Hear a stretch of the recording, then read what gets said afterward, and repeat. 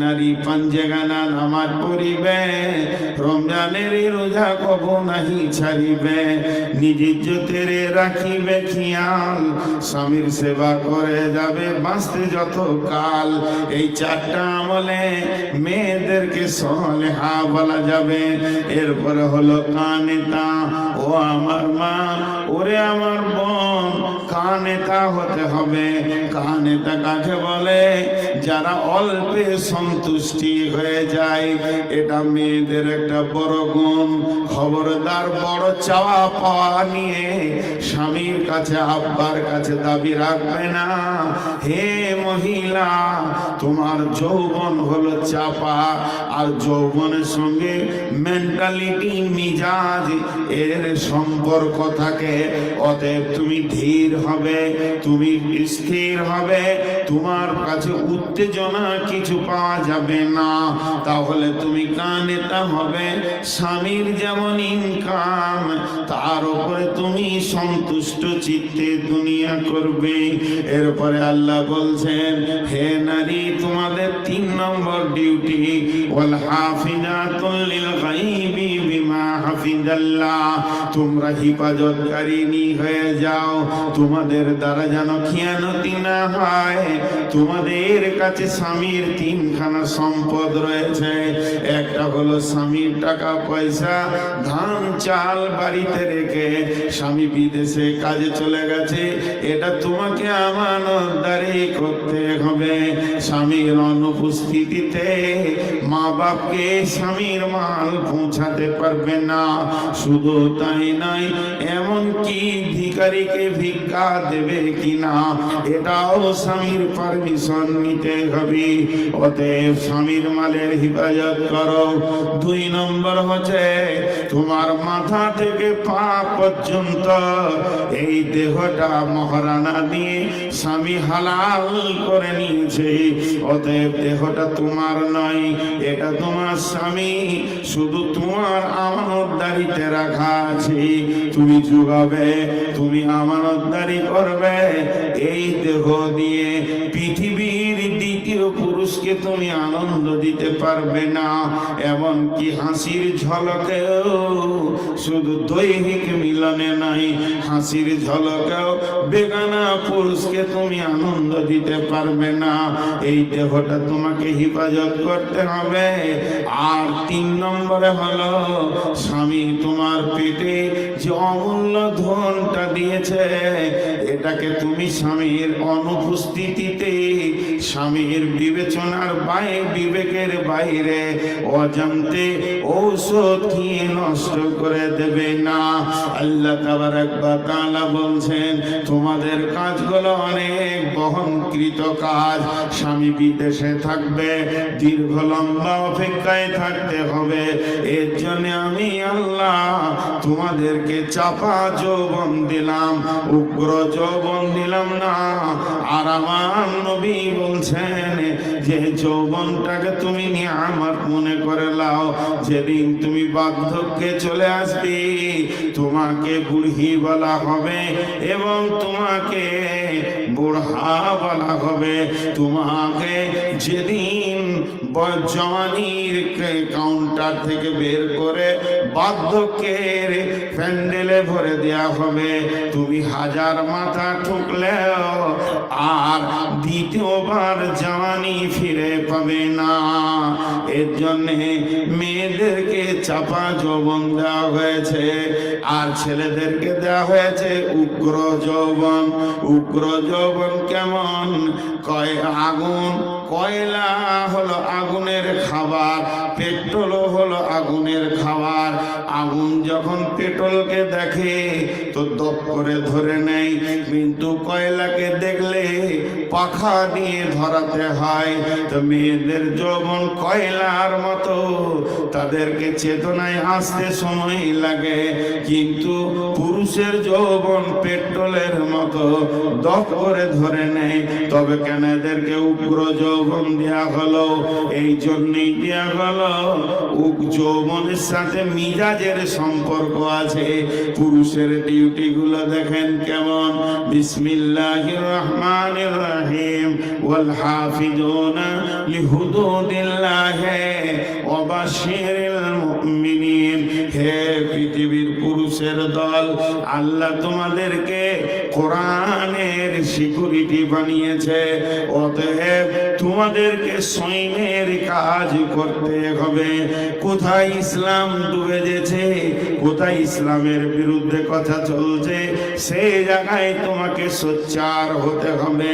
তোমাকে দেশকে বাঁচাতে হবে, তোমাকে দশকে বাঁচাতে হবে, দেশের জন্য তোমাকে সিকিউরিটি হতে হবে। অতএব তুমি চাপা যৌবন হলে কাজ চলবে না, তোমার অনেক দায়িত্ব থেকে গেছে। শুধু তাই নয়, আল্লাহ পুরুষের জন্য বলছেন ফাইদা কুদিয়াতিস সালাতু ফান্তাসিরু ফিল আরদি ওয়াবতাগু মিন ফাদলিল্লাহ। যখন তোমার নামাজ পড়া হয়ে যাবে, তুমি জমিনে ছড়িয়ে যাও, গিয়ে তুমি রুজি তালাশ করো। বাড়িতে মা আছে, আব্বা আছে, ছেলে মেয়ে আছে, স্ত্রী আছে, লেখাপড়া আছে, তাদের জন্যে তোমাকে ইনকামের ময়দানে বেরোতে হবে।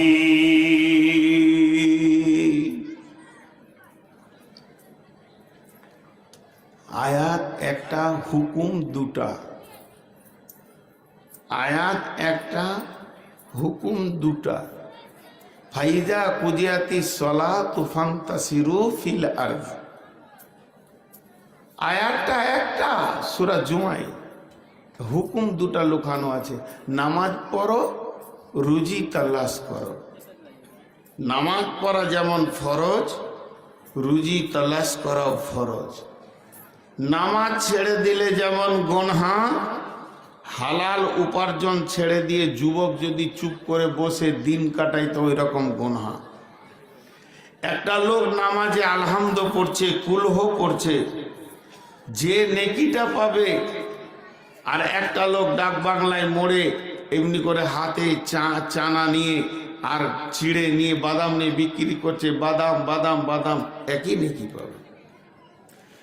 নামাজের ভিতরে তেলাওয়াতে দোয়াতে যেমন নেকি আছে, হালাল উপার্জন করতে গিয়ে খরিদ্দারের সঙ্গে কথা বলবে, মাঠে লিবারের সঙ্গে কথা বলবে, এক কথায় রুজি তলাশ করতে গিয়ে জবান দিয়ে যতগুলি কথা বের হবে, সেটাতেও নেকি আছে। হালাল উপার্জন করা ফরজ, আর নামাজ পড়া ফরজ। আর নামাজ ছেড়ে দিলে যেমন গুনাহ হবে, হালাল উপার্জন ছেড়ে দিয়ে কোনো যুবক বাড়িতে চুপ করে বসে যৌবন অতিবাহিত করলে তার কাবিরা গুনাহ হবে। অতএব যুবককে উত্তাল যৌবন কেন দেয়া হলো? এদেরকে যদি চাপা যৌবন দিত তাহলে কি ক্ষতি হতো?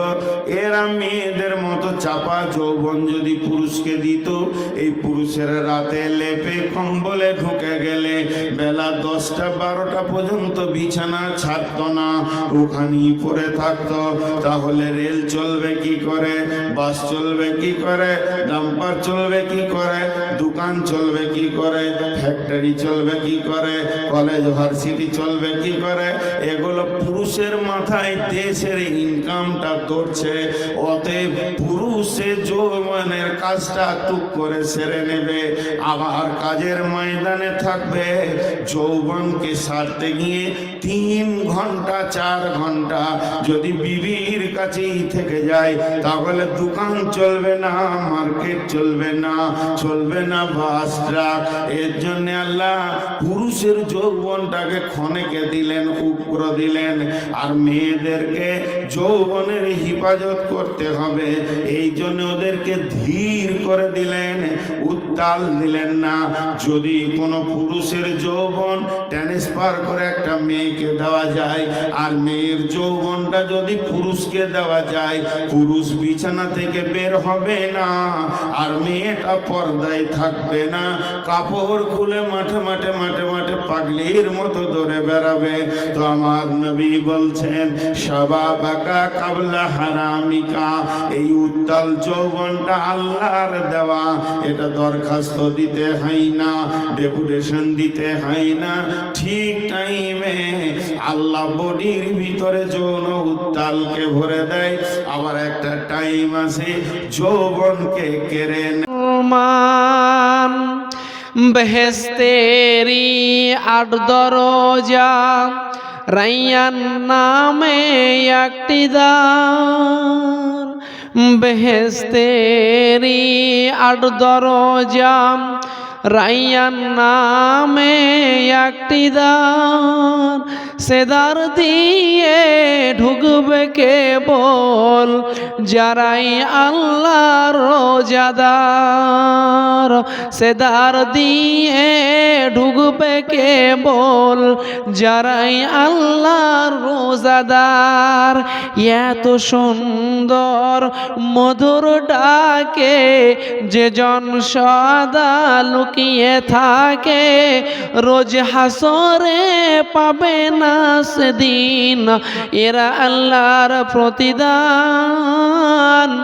ভোরের আগে নিয়ত বান্ধ, ভুল করো না মুসলমান। ইসলামেরই সৌদা নিয়ে আসলো ধরাই রমজান। ভোরের আগে নিয়ত বান্ধ, ভুল করো না মুসলমান। উপস্থিত শ্রদ্ধেয় ও সুযোগ্য সম্মানীয় অত্র এলাকার খ্যাতি সন্তান, দুয়ার ভান্ডারী মুরব্বিয়ানের সমাজ, প্রশংসা সেই মহান আল্লাহ তাবারক ওয়া তাআলার জন্যেই, যিনি আমাদেরকে এই পবিত্র মাহে রমজান মাসে সুন্দরভাবে রোজা রাখার তৌফিক এনায়েত দান করেছেন এবং এই সুন্দর জায়গায় এনে হাজির করেছেন একটি মসজিদ কেন্দ্রিক আয়োজিত মাহফিলে। সে আল্লাহ তাবারক ওয়া তাআলার দরবারে লাখো কোটি শুকরিয়া জ্ঞাপন করে বলি অন্তরস্থল থেকে মহব্বতের সঙ্গে বলি আলহামদুলিল্লাহ। দুরুদ ও সালাম বর্ষিত হোক সরওয়ারে কায়না, তাজদারে মাদানী, নাবিকুল শিরোমণি, ইমামুল আম্বিয়া, মেহবুবে কিবরিয়া, নবী মক্কি, নবী মাদানী, নবী আহমদ, নবী মুহাম্মদুর রাসূলুল্লাহ সাল্লাল্লাহু আলাইহি ওয়াসাল্লামের উপর লাখো কোটি শান্তি তারা বিবর্ষিত হোক। আল্লাহুম্মা আমিন। আল্লাহুম্মা সাল্লি আলাইহি, আল্লাহুম্মা বারিক ওয়া সাল্লিম। মুহতারাম মুকাররাম, গ্রন্থ মুকুট হেদায়েতের নূর আল কোরআন থেকে বিক্ষিপ্তভাবে কয়েকটি আয়াত পরিবেশন করেছি এবং হাদিস দুটি পরিবেশন করেছি।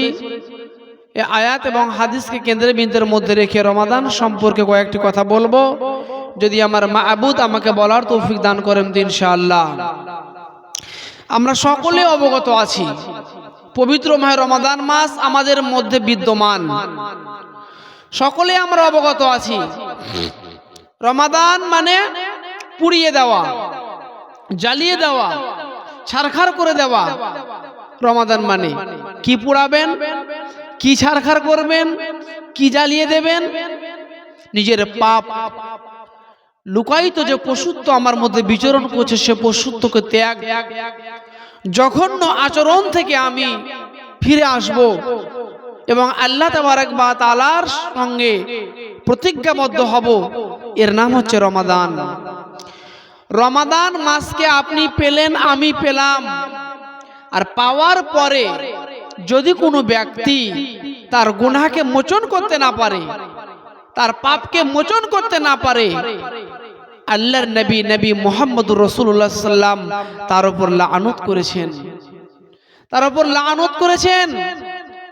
নবী মুহাম্মদ সাল্লাম একদিন মেম্বারে উঠলেন, প্রথম ধাপে উঠে বললেন আমিন, দ্বিতীয় ধাপে উঠে বললেন আমিন, তৃতীয় ধাপে উঠে বললেন আমিন। সাহাবা রাদিয়াল্লাহু মাজমাইনগণ জিজ্ঞেস করলেন, ইয়া রাসূলুল্লাহ, ইয়া হাবিবাল্লাহ, এইভাবে পরস্পর তিন ধাপে উঠে আপনি আমিন বললেন, এর কারণ কি? আল্লাহর নবী বলছেন, আমার কাছে জিবরাইল আমিন আসলো, আসার পরে বলল, যে ব্যক্তি পবিত্র মাহে রমাদান বরকতময় মাসকে পেল, পাওয়ার পরে সে তার নিজের জীবনের পরিবর্তন আনতে পারলো না, পাপকে মোচন করতে পারলো না, এর জন্য ধ্বংস হোক। আমি বললাম আমিন। দ্বিতীয় নম্বর, যে ব্যক্তি বৃদ্ধ বৃদ্ধা পিতামাতা পেল, পিতামাতাকে পাওয়ার পরে তাদের সেবা যত্ন করে নিজের জীবনের যারা পরিবর্তন আনতে পারলো না, পাপ মোচন করতে পারলো না, পিতামাতার দোয়া নিতে পারলো না, এদের ধ্বংস হোক, আমি বললাম আমিন। আর তৃতীয়বার, যে ব্যক্তি আমার নাম শোনার পরে মুহাম্মদ সাল্লাম বললো না, তার জন্য ধ্বংস হোক, আমি বললাম আমিন। তাহলে আমরা বুঝতে পারলাম রমাদান মাসকে পাওয়ার পরে যদি আপনি আমি আপনার আমার জীবনের পরিবর্তন আনতে না পারি, খারাপ অশ্লীলতা নোংরা বেহায়াপনা থেকে বেরিয়ে আসতে না পারি, নবী মুহাম্মদ সাল্লাল্লাহু আলাইহি সাল্লাম আপনার ওপর আমার ওপর লানত করেছেন।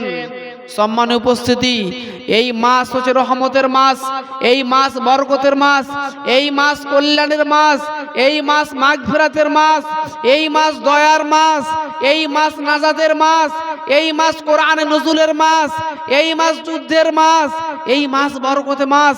এই মাসে ইসলামের প্রথম যুদ্ধ বদরের যুদ্ধ 17 রমাদান সংগঠিত হয়েছে।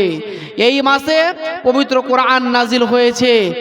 এই মাসের অনেক মহত্ব, অনেক গুরুত্ব রয়েছে, কিন্তু এই মাসকে নিয়ে আমরা কে মূল্যায়ন করি না, পর্যালোচনা করি না। এই মাসের কদর আমরা বুঝি না। কেন বুঝবো? কি লাভ? পৃথিবীতে আল্লাহ তাবারক ওয়া তাআলা এই কোরআন মাজিদে যতগুলো আমলের কথা বলেছেন, আদেশ আমাল নিষেধ আমাল, আদেশ পালন করতে গিয়ে যতগুলো ইবাদত আমরা করি এবং নিষেধ মানতে গিয়ে যতগুলো ইবাদত আমরা করি, ওই আমলের ভিতরে একটা জিনিস আছে, রিয়া, তাকাব্বুর, প্রবেশ করানো সম্ভব হবে। কিন্তু এই যে রমাদান মাসের সিয়াম, এটা এমন একটা ইবাদত, এর মধ্যে কোন প্রকারের রিয়া বা তাকাব্বুর প্রবেশ করানো সম্ভব হবে না। বলে কেমন? আপনি জীবনে নামাজ পড়েন না, আপনার বাড়িতে বিহাই এসেছে, বিহাইয়ের সঙ্গে মসজিদ চললেন বিহাইকে দেখানোর জন্য, এটা লোক দেখো নামাজ পড়া গেল। অনেক টাকা আল্লাহ আপনাকে দিয়েছে, নিজের জীবন পরিবর্তন করবো এই চিন্তা নয়, এই মন মানসিকতা মনের মধ্যে নেই, 5 লাখ টাকা খরচ করে হজ করে চলে এলাম, তারপরে এসে আবার মানুষের গীবত, পরনিন্দা, পরচর্চা, হারাম ব্যবসায় সংযুক্ত, কোনো পরিবর্তনের স্বপ্ন আমাদের নেই। তার মানে এই হজের মধ্যেও রিয়া বা তাকাব্বুর প্রবেশ করানো সম্ভব হলো। যাকাত, কোটি কোটি কোটি মিলিয়ন মালের সম্পদের মালিক আল্লাহ আমাকে বানিয়েছে, লোক দেখানো আমি যাকাত দিয়ে দিলাম, কালেমা লোক দেখানো পড়লাম। ইসলাম যে 5টি স্তম্ভের ওপর টিকে আছে, কালেমা, নামাজ, রোজা, হজ, যাকাত, এই 5টির মধ্যে আপনার কালেমা, সালাত, সিয়াম আর যাকাত, এই কালেমা, সালাত, যাকাত আর আপনার হজ, এই 4টি ইবাদতের ভিতরে রিয়া বা তাকাব্বুরকে পুশ করা সম্ভব হবে। কিন্তু সিয়াম এমন একটা প্যাটার্ন, এমন একটা ফরমা আল্লাহ বানিয়েছে, এর মধ্যে রিয়া বা তাকাব্বুরকে প্রবেশ করানো সম্ভব হবে না। তাহলে কি লাভ? এই সিয়াম পালন করে আমাদের কি লাভ, কি টাইটেল আমরা পাবো? কেন বা আমরা এই সিয়াম রাখবো? কারণ কালেমা পড়লে ইমানদার বলে, নামাজ পড়লে মুসাল্লি বলে, হজ করলে হাজি বলে, যাকাত দিলে দাতা বলে, সিয়াম পালন করলে কি বলবে? সিয়াম পালন করলে কি বলবে? দার্শনিক আল্লামা ইকবাল কিলানি বলেন, কালেমা হলো ইকরারে গোলামি, সালাত হলো আপনার কিনা ইজহারে গোলামি, হজ হলো আপনার কিনা বুনিয়াদি গোলামি, আর যাকাত হলো আপনার কিনা হুকুকি গোলামি, আর সিয়াম হলো আপনার কিনা ইমতিহানি গোলামি। যে ব্যক্তি কালেমা পড়ল তাকে সমাজের মানুষ ইমানদার বলবে, আর কালেমা পড়ার পরে ওই ব্যক্তি মসজিদে যাবে, নামাজ আদায় করবে, তখন তার ব্রেনের অ্যালবামে ঘুচা মারবে, হতভাগা মেহবুব জুনুব, হারাম খেলে তোমার সালাত কবুল হবে না, হারাম খেলে তোমার নামাজ গ্রহণ যোগ্যতা পাবে না। এই জন্য তোমাকে যাকাত দিতে হবে। তাহলে কালেমা নিয়ে এলো সলাতে, সলাত আপনাকে যাকাত দেওয়াতে বাধ্য করলো। আর হজ আপনার কিনা বুনিয়াদি গোলামি আর ইমতিহানে গোলামি, এই প্রেটেন্ডার নামই হলো সিয়াম। আল্লাহ এত কষ্টদায়ক ইবাদত তার গোলামের ওপর নাজিল করলো কেন? কেন কেন? এই প্রশ্নটা মাবুদকে আমরা করব একবার অন্তর থেকে মহব্বতের সঙ্গে। মাবুদ গো, এত কষ্টদায়ক ইবাদত দিয়ে তুমি তোমার গোলামকে কি বানাতে চাও? কি বানাতে চাও? এত কষ্টদায়ক ইবাদত তোমার গোলামের উপর ফরজ করে কি বানাতে চাও? তুমি তো বলেছো তোমার রহমত, তোমার দয়া, তোমার মোহব্বতের কাছে পৃথিবীর কেউ সমপরিমাণ তো দূরের কথা, কাছেই ভিড়তে পারবে না। সারা পৃথিবীর মা, মা কত দয়ার সম্ভার, মা কত মোহব্বতের জিনিস। মা শব্দটি পৃথিবীর সমস্ত শব্দকে হার মানাতে পারে। আর এই মায়ের মোহব্বত কতটা! মা যখন তার সন্তানকে দুধের স্তন্য পান করায়, মায়ের বুক খালি হয় আর সন্তানের পেটে আপনার প্রশান্তি লাভ করে। মায়ের বুকের যে আপনার চেতনা, মায়ের বুকের যে একটা আবেগ, অনুভূতি, ভালোবাসা, আপনার কিনা ব্লুটুথের মতো, এক্সচেঞ্জারের মতো আপনার কিনা প্রথম বেরিয়ে সন্তানের মধ্যে পুশ করা হয়। আর এই সন্তানের সঙ্গে মায়ের একটা মহব্বত তৈরি হয়। তো মা আর সন্তান পৃথিবীতে একটা বড় নেয়ামত, একটা আপনার কিনা অদ্বিতীয় আত্মীয়। তো এই সারা পৃথিবীর ভিতরে সমস্ত মায়ের মহব্বতকে যদি দাঁড়িয়ে এক পাল্লায় চাপানো যায়, তো আমার আল্লাহর মহব্বতের সঙ্গে তুলনা করা যাবে না। আইম্মা চাই না আমার সন্তান যদি একবেলা না খেয়ে থাকে, মায়ের ব্রেন প্রেশান হয়ে যায়, মায়ের মন প্রেশান হয়ে যায়। আব্বা জান খেয়ে নাও, কেন তুমি খাবে না? এই খেয়ে নাও, খেয়ে নাও, কেন তুমি খাবে না? সারা দিন মা প্রেশান হয়ে যায়। সন্তান না খেলে মা মন ছটপট করে, মায়ের হৃদয়টা যেন ছটপট করে, আমার সন্তান কেন খেলো না? তো আল্লাহ বলছেন সারা পৃথিবীর মায়ের মহব্বতের তুলনায় আমি আল্লাহর মহব্বত বেশি। তো সন্তান যদি এক বেলা না খেলে মায়ের দিলে এত ছটপটি লেগে যায়, তো আল্লাহর যদি এতই মহব্বত হলো, তাহলে তার গোলামকে এই 12-13টি ঘন্টা 14টি ঘন্টা না খাইয়ে রেখে তিনি কি বানাতে চান? কি তার উদ্দেশ্য? তিনি কি বানাতে চান? এই 14-15টি ঘন্টা না খাইয়ে রেখে সন্তানকে কি বানাতে, আদম সন্তানকে কি বানাতে চাই? অথচ তিনি বলছেন তার মহব্বত মায়ের মহব্বতের তুলনায় অনেক বেশি। সম্মানীয় উপস্থিতি, মা বোন ভাইরা, আপনারা এখানে ওখান থেকে শুনছেন। মাঝে একটি কথা আপনাদেরকে বলি, যেহেতু মসজিদের উন্নতি কল্পে জালসা, আপনারা আপনাদের মন প্রাণ খুলে এই গভীর রজনীতে আল্লাহর হস্তে মহব্বতের সঙ্গে আপনাদের দানের জজবা, দানের সিলসিলাটা জারি রাখবেন।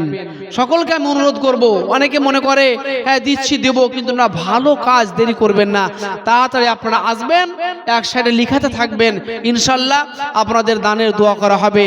কাজে মা বোন ভাইরা, সকলকে আমি অনুরোধ করব আপনারা একে একে আসতে থাকবেন। তো যে কথাটি আমি বলছিলাম, আল্লাহ তাবারক ওয়া তাআলা কি বানাতে চান? আদম সন্তানকে, আদম সন্তানকে কি বানাতে চাই? এত কষ্টদায়ক ইবাদত দিয়ে কি বানাতে চাই? আল্লাহ বলেন, ইয়া আইয়ুহাল্লাযীনা আমানু কুতিবা আলাইকুমুস সিয়ামু কামা কুতিবা আলাল্লাযীনা মিন ক্বাবলিকুম লাআল্লাকুম তাত্তাকুন। ইয়া আইয়ুহাল্লাযীনা আমানু, হে ঈমানদারগণ, রে আল্লাহর গোলাম, কুতিবা আলাইকুমুস সিয়াম, আমি তোমাদের ওপরে রমজানের সিয়ামকে রেজুলেশন করে লিখিত আকারে ফরজ করে দিলাম। কামা কুতিবা আলাল্লাযীনা মিন ক্বাবলিকুম, যেমন ভাবে তোমাদের পূর্ববর্তীদের উপরে সিয়ামটা ফরজ ছিল। মাবুদ গো, এত কষ্টদায়ক ইবাদত কেন তুমি আমাদের ওপর ফরজ করলে? আল্লাহ বলছেন লাআল্লাকুম তাত্তাকুন, যেন তোমরা মুত্তাকি বানতে পারো। মুত্তাকি বানানোর জন্যে আমি আল্লাহ সিয়ামের প্যাটার্নটাকে বানালাম, সিয়ামের ধাঁচটাকে বানালাম, সিয়ামের ফরমাটাকে বানালাম। কারণ পৃথিবীর ভিতরে আদম সন্তান যত আমল করবে, সমস্ত আমলের মধ্যে রিয়া বা তাকব্বরকে পুশ করা সম্ভব হবে, কিন্তু এই সিয়ামের মধ্যে কোনো প্রকারের আপনার কিনা রিয়া বা তাকব্বর প্রবেশ করানো সম্ভব হবে না। আমি মেহবুব আলম, আমি বাড়িতে একা আছি, আমার ফ্রিজের মধ্যে কোল্ড ড্রিঙ্কস চমচম রয়েছে, আপনার কিনা রসমালাই রয়েছে, ল্যাংচা রয়েছে, দামি দামি ফল ফ্রুট, আপেল, বেদানা, কমলা, মালটা রয়েছে। আমি ফ্রিজটা খুললাম, বাড়িতে কেউ নাই, গভীর তৃষ্ণা লেগেছে, আমি চাইলে এক গ্লাস পানি পান করে নিতে পারি, কেউ দেখবে না, তারপরেও আমি খাই না। কেন খাই না? আল্লাহ তাবারাক ওয়া তাআলা দেখছে। আল্লাহ বলছেন যে যে ব্যক্তি সিয়াম রাখে সে আমার জন্য রাখে, আর যে ব্যক্তি সিয়াম রাখবে তাকে আমি কি বানাবো? লাআল্লাকুম তাত্তাকুন, যেন তোমরা পরেজগার মুত্তাকি ইমানদার বানতে পারো। পরেজগার মুত্তাকি বানতে পারো। মুত্তাকি বানানোর জন্য এত কিছু আইটেম এই সিয়াম নামক প্যাটার্নের ভিতরে তোমাকে আমি মুত্তাকি বানাবো। আর মুত্তাকিরা যাবে কোথা? মুত্তাকিরা যাবে কোথা? তাদের স্থান হবে কোথায়? আল্লাহ তাবারাক ওয়া তাআলা বলেন ইন্নালিল মুত্তাকিনা মাফাজা, নিশ্চয় যারা মুত্তাকি হলো তারা বেঁচে গেছে। নিশ্চয় যারা মুত্তাকি তারা বেঁচে গেছে। আল্লাহ বলছেন না যারা মুত্তাকি তারা বেঁচে যাবে, কিয়ামতের দিন পরিত্রাণ পাবে, বেঁচে যাবে, এমনটা নয়। আল্লাহ ওপেন ঘোষণা দিলেন ইন্নালিল মুত্তাকিনা মাফাজা, নিশ্চয় যারা মুত্তাকি তারা বেঁচে গেছে, বেঁচে গেছে। তাই আমার আল্লাহ বলেন, আল্লাহ তাবারাক ওয়া তাআলা বলেন ইন্নালিল মুত্তাকিনা ফি দিলালিন ওয়া উয়ুন ওয়া ফাওয়াকিহা মিম্মা ইয়াস্তাহুন কুলু আশরাবু হানিয়াম বিমা কুনতুম তা'মালুন ইন্না কাযালিকা নাজিজিল মুহসিনিন। মুত্তাকিকে তার ডেফিনেশন আল্লাহ বর্ণনা করেছেন, মুত্তাকি সেই ওই স্পেশালিস্ট কোটায় জান্নাতে থাকবে। আল্লাহ তাবারাক ওয়া তাআলা বলেন মুত্তাকি তো স্পেশালিস্ট কোটায় জান্নাতে থাকবে। পৃথিবীর ভিতরে অনেক যানবাহন আপনি দেখেছেন, আপনার কিনা ট্রেনের মধ্যে শতাব্দী দেখেছেন, কামরূপ দেখেছেন, কামাখ্যা দেখেছেন, ইন্টারসিটি দেখেছেন। এই ট্রেনের পরিষেবা আর বন্দে ভারতের পরিষেবা সমপরিমাণ হবে না। বন্দে ভারতে আপনি যাবেন, ঘন্টার পর ঘন্টা আপনার জন্য কফি আসবে, সময় মতো দামি দামি টিফিন আসবে, খাবার আসবে। তার থেকে যদি আপনি আবার প্লেনে যান, আপনি দুবাই যান, কাতার যান, সৌদি যান, জিদ্দা যান, যেখানেই যান না কেন, প্লেন যদি আপনার আবহাওয়ার কারণে 2 ঘন্টা লেট থাকে, বারবার আপনার জন্য টিফিন আসবে, কফি আসবে, পেপার আসবে। যেহেতু প্লেনের প্যাসেঞ্জারদের একটা সম্মান আলাদা, কিন্তু এই সম্মানটা আপনাকে স্টেট বাস দেবে না, টোটোওয়ালা দেবে না, সাধারণ ট্রেন দেবে না, আল্লাহ তাবারক ওয়া তাআলা বলছেন মুত্তাকিদের মধ্যে ওরাই হলো প্রকৃত মুত্তাকি, যারা সিয়ামকে পালন করে নিজের জীবনের পরিবর্তন আনতে পেরেছে। আর এই মুত্তাকি স্পেশালিস্ট কোটাই জান্নাতে থাকবে। কুলু আশরাবু হানিয়াম বিমা কুনতুম তা'মালুন ইন্না কাযালিকা নাজিজিল মুহসিনিন। সেখানে তারা থাকবে, আনন্দ করবে, উপহাস করবে, উচ্ছ্বাস করবে, আনন্দ করবে, খাবে, পান করবে, মধুর ঝরনা, শরবতের ঝরনা তাদের কাছে পান পাত্র বইবে কুলকুল করে। আল্লাহ তাবারক ওয়া তাআলা বলছেন এই সুন্দর আইটেম, সুন্দর আপনার ডেকোরেশন, সুন্দর আপনার এই ডেকোরেশন আইটেম শুধুমাত্র মুত্তাকিদের জন্যে, শুধুমাত্র মুত্তাকিদের জন্যে। আর মুত্তাকি আপনি আমি হব কিভাবে? কোন ইউনিভার্সিটিতে, কোন কলেজে, কোন পৃথিবীর কোন ইউনিভার্সিটি যাওয়ার দরকার নেই, পৃথিবীর কোন কলেজ যাওয়ার দরকার নেই। মৌলবি হতে হলে, মাওলানা হতে হলে, মুফতি হতে হলে, মুহাদ্দিস হতে হলে আপনাকে মাদ্রাসায় পড়তে হবে, ইউনিভার্সিটিতে পড়তে হবে, বড় বড় বিশ্ববিদ্যালয়ে পড়তে হবে, তারপর আপনি মুফতি হবেন, মুহাদ্দিস হবেন। কিন্তু মুত্তাকি হতে গেলে আপনাকে সিয়ামের মধ্য দিয়ে আল্লাহকে ভয় করে নিজের জীবনের সমস্ত গুনাহকে ত্যাগ করে, গুনাহের দরজাকে বন্ধ করে দিয়ে, ক্লোজ করে দিয়ে আমলের প্ল্যাটফর্মে নামতে হবে, সুন্দরভাবে আমলের ময়দানে নামতে হবে। তাহলে আপনি মুত্তাকি হতে পারবেন। আর যদি আপনার দিলে আল্লাহর ভয়ই না থাকে তাহলে কিন্তু আপনি মুত্তাকি হতে পারবেন না। মুত্তাকি সেই ব্যক্তি যে প্রতিনিয়ত আল্লাহ তাবারক ওয়া তাআলাকে ভয় করে, আল্লাহ তাবারক ওয়া তাআলাকে স্মরণ করে, আল্লাহ তাবারক ওয়া তাআলাকে ভয় করে। আজকে এই যে সুলিতলা দক্ষিণ পাড়ায় গ্রামে এই যে মসজিদের উন্নতি কল্পে জালসা, আজকে এই ইমামদারদের দিলে একটা ঘোঁচা মারবে। পবিত্র মাহে রমজান মাস, বরকতের মাস, রহমতের মাস, এই মাসে যদি আমি আমার উপার্জিত সম্পদ থেকে 1000টি টাকা দান করে আল্লাহর ঘর মসজিদে, কমবে না, সাময়িক কম দেখাবে, কিন্তু বাহ্যিকভাবে কোন দিক দিয়ে আপনার এই দানটা আল্লাহ তাবারক ওয়া তাআলা বরকতের ওসিলা বানিয়ে আপনি লাখ লাখ টাকা কামাই করবেন। আর যদি আপনি বখিলতা করেন, কৃপণতা করেন, তাহলে কিন্তু আপনি মুত্তাকি হতে পারবেন না। মুত্তাকির ৫ম নম্বর ডেফিনেশন হচ্ছে কোন সময় মুত্তাকি কৃপণতা করতে পারে না, বখিল হতে পারে না।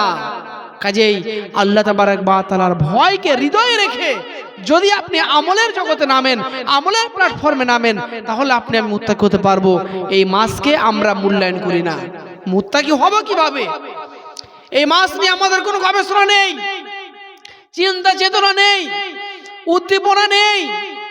আর কয়দিন পরে আপনার রাস্তাঘাটে ভিড়, চলাচল করা যাবে না, ঈদের বাজার শপিং করতে হবে, জামা কাপড় ক্রয় করতে হবে, দামি দামি পোশাক নিতে হবে। এই জন্য আপনার সমস্ত মলগুলো আপনার বুকিং থাকছে, রাস্তাঘাট জাম থাকছে। কিন্তু তুমি কি একবার স্মরণ করেছো বোন, হে আমার ভাই, একবার স্মরণ করেছো সেই 600 টাকার কাপড়, সাদা কাপড়ে তোমাকে কাফন পরিয়ে কবরে কবরস্থ করা হবে, কবরে কবরস্থ করা হবে। তুমি নিয়ত করলে 20 রোজায় একটি সুন্দর সুন্দর চকমকে জামা ক্রয় করবে, আর 19 রোজায় তোমার ইন্তেকাল হয়ে গেল, জামা ক্রয় করে তোমার আলমারিতে ভরা থাকলো, নতুন 600 টাকার কাফন কিনে তোমাকে কবরস্থ করা হলো। আর যদি তুমি আজকের দিনে 1000টি টাকা, 2000টি টাকা, 5000টি টাকা আল্লাহর ঘরে জমা করে দাও, মা বোন, যদি তুমি 100 বছরের পরেও মারা যাও, এই টাকাটা তোমার জন্য সাদকায়ে জারিয়া হয়ে কবরে নেকি পৌঁছাতে থাকবে। ভাই বাবজি, তাই আপনাদেরকে আমি এই কথাটি বারবার করে বলতে চাই যে আপনারা দেরি করবেন না, মোহাব্বতের সঙ্গে আপনাদের দানগুলোকে পাঠাতে থাকুন। কিছুক্ষণ কোরআন হাদিসের কথা আমি আলোচনা করব, তারপর ইনশাআল্লাহ আপনাদের দানের দোয়াটা আমি করব। চিন্তার কোনো অবকাশ নেই, আপনারা আসুন, অবশ্যই মন প্রাণ খুলে হৃদয়ের ভিতর থেকে আপনাদের মূল্যবান উপার্জিত সম্পত্তি ব্যয় করবেন। কারণ এটি রমজান মাস, রহমতের মাস। এই মাসে যদি আপনি 1 টাকা দান করেন, অনেকে বলে 70 টাকা সমান নেকি। জি না, কত টাকার সমান যে আল্লাহ নেকি দেবে আল্লাহ ভালো জানে। পুরো রহমতেরই তো মাস এটা, রহমতের দরজা আল্লাহ তাবারক ওয়া তাআলা খুলে দিয়েছে। নাজাতের মাস, ক্ষমার মাস। আল্লাহ তাবারক ওয়া তাআলা ইচ্ছে হলে, তার মন চাইলে 1 টাকায় আপনার জীবনের সমস্ত গুনাহ মাফ করে দিতে পারেন, আল্লাহ তাবারক ওয়া তাআলার ইচ্ছা করে। আল্লাহকে রাজি করতে পারলেই। তাই আপনাদের উদ্দেশ্যে বলি, আপনারা দেরি না করে, ঘুমিয়ে না থেকে মন প্রাণ খুলে আপনারা আসুন। এই মাসকে পেয়ে আল্লাহ তাবারক ওয়া তাআলা কত আনন্দিত হন শুনুন।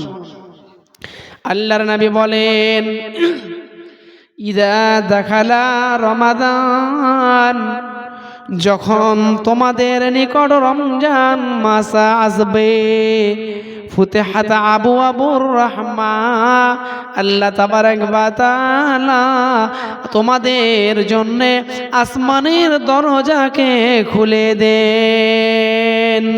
ফুতিহাত আবওয়াবুস সামা, তোমাদের জন্য আসমানের দরজাকে খুলে দেন। অফুতিহাত আবওয়াবুর রাহমা, এবং রহমতের দরজা খুলে দেন। অসুলসিলাতিশ শায়াতিন, এবং সীমা লঙ্ঘনকারী শয়তানদেরকে শিকল দিয়ে বেঁধে দেন। এবার আপনার প্রশ্ন জাগবে, আল্লাহ যদি শয়তানকে বেঁধেই দিলে, তো আমি এই যে ল্যাপের তলে বসে বসে ঘুম পাচ্ছি, মৌলভী স্যার দান দান করে চিল্লাছে, আমি যেছি না কেন, আমি রোজা রাখছি না কেন, নামাজ পড়ছি না কেন? ভাই, একটা কথা মাথায় রাখবেন, এটা হচ্ছে আপনার স্বভাব। 11টি মাস যে গতিতে আপনি চলেছেন, এই চলনে শয়তান এমন করে প্যাডেল মেরেছে আপনাকে যে 1টি মাস স্বভাবে চলে যাবে। 1টি মাস এই স্বভাবে আপনার কেটে যাবে। মানুষ যখন সাইকেল চালায়, তখন আপনার একসঙ্গে যদি 5, 6, 7 প্যাডেল মারে, তো আর 2-4 প্যাডেল না মারলেও কিছু পথ যাওয়া যায়, ঠিক কি না? যাওয়া যায়। অনুরূপ শয়তান এদের দিলে এমন করে মোহর মেরেছে, এমন করে প্যাডেল মেরেছে, এই 1টি মাস 11টি মাসের মতো গুনাহও করবে, আপনার হারামও খাবে, নামাজও পড়বে না, গিল্লা গিবতও করবে, আবার বড় কথা বলবে কি যে শয়তানকে যদি বেঁধেই দিলে তাহলে আমি পরিবর্তন কেন হলাম না? জি ভাই, এই 11টি মাসের স্বভাব আপনাকে গ্রাস করেছে। কিন্তু আল্লাহ তাবারক ওয়া তাআলা এই মাসে রহমতের দরজা খুলে দেন, এই মাসে জান্নাতের দরজা খুলে দেন, এই মাসে পাপের দরজা বন্ধ করে দেন, এই মাসে শয়তানদের বেঁধে দেন, এই মাসে জাহান্নামের দরজা বন্ধ করে দেই। সম্মানীয় উপস্থিতি, তাহলে এই মাসকে আল্লাহ তাবারক ওয়া তাআলা পেয়ে কত খুশি, কিন্তু আমরা এই মাসকে পেয়ে খুশি নই। এই মাসকে নিয়ে আমরা এত আনন্দিত নই, এই মাসকে আমরা মূল্যায়ন করতে পারলাম না। অথচ এই মাসের প্রতিটা পয়েন্টে, প্রতিটা মিনিটে, প্রতিটা সেকেন্ডে চাইলে আপনি নেকি সঞ্চয় করে নিতে পারেন, নেকির পাহাড় জমিয়ে নিতে পারেন আপনার ইচ্ছা হলে। কিন্তু আমরা এই মাসকে মূল্যায়ন করি না।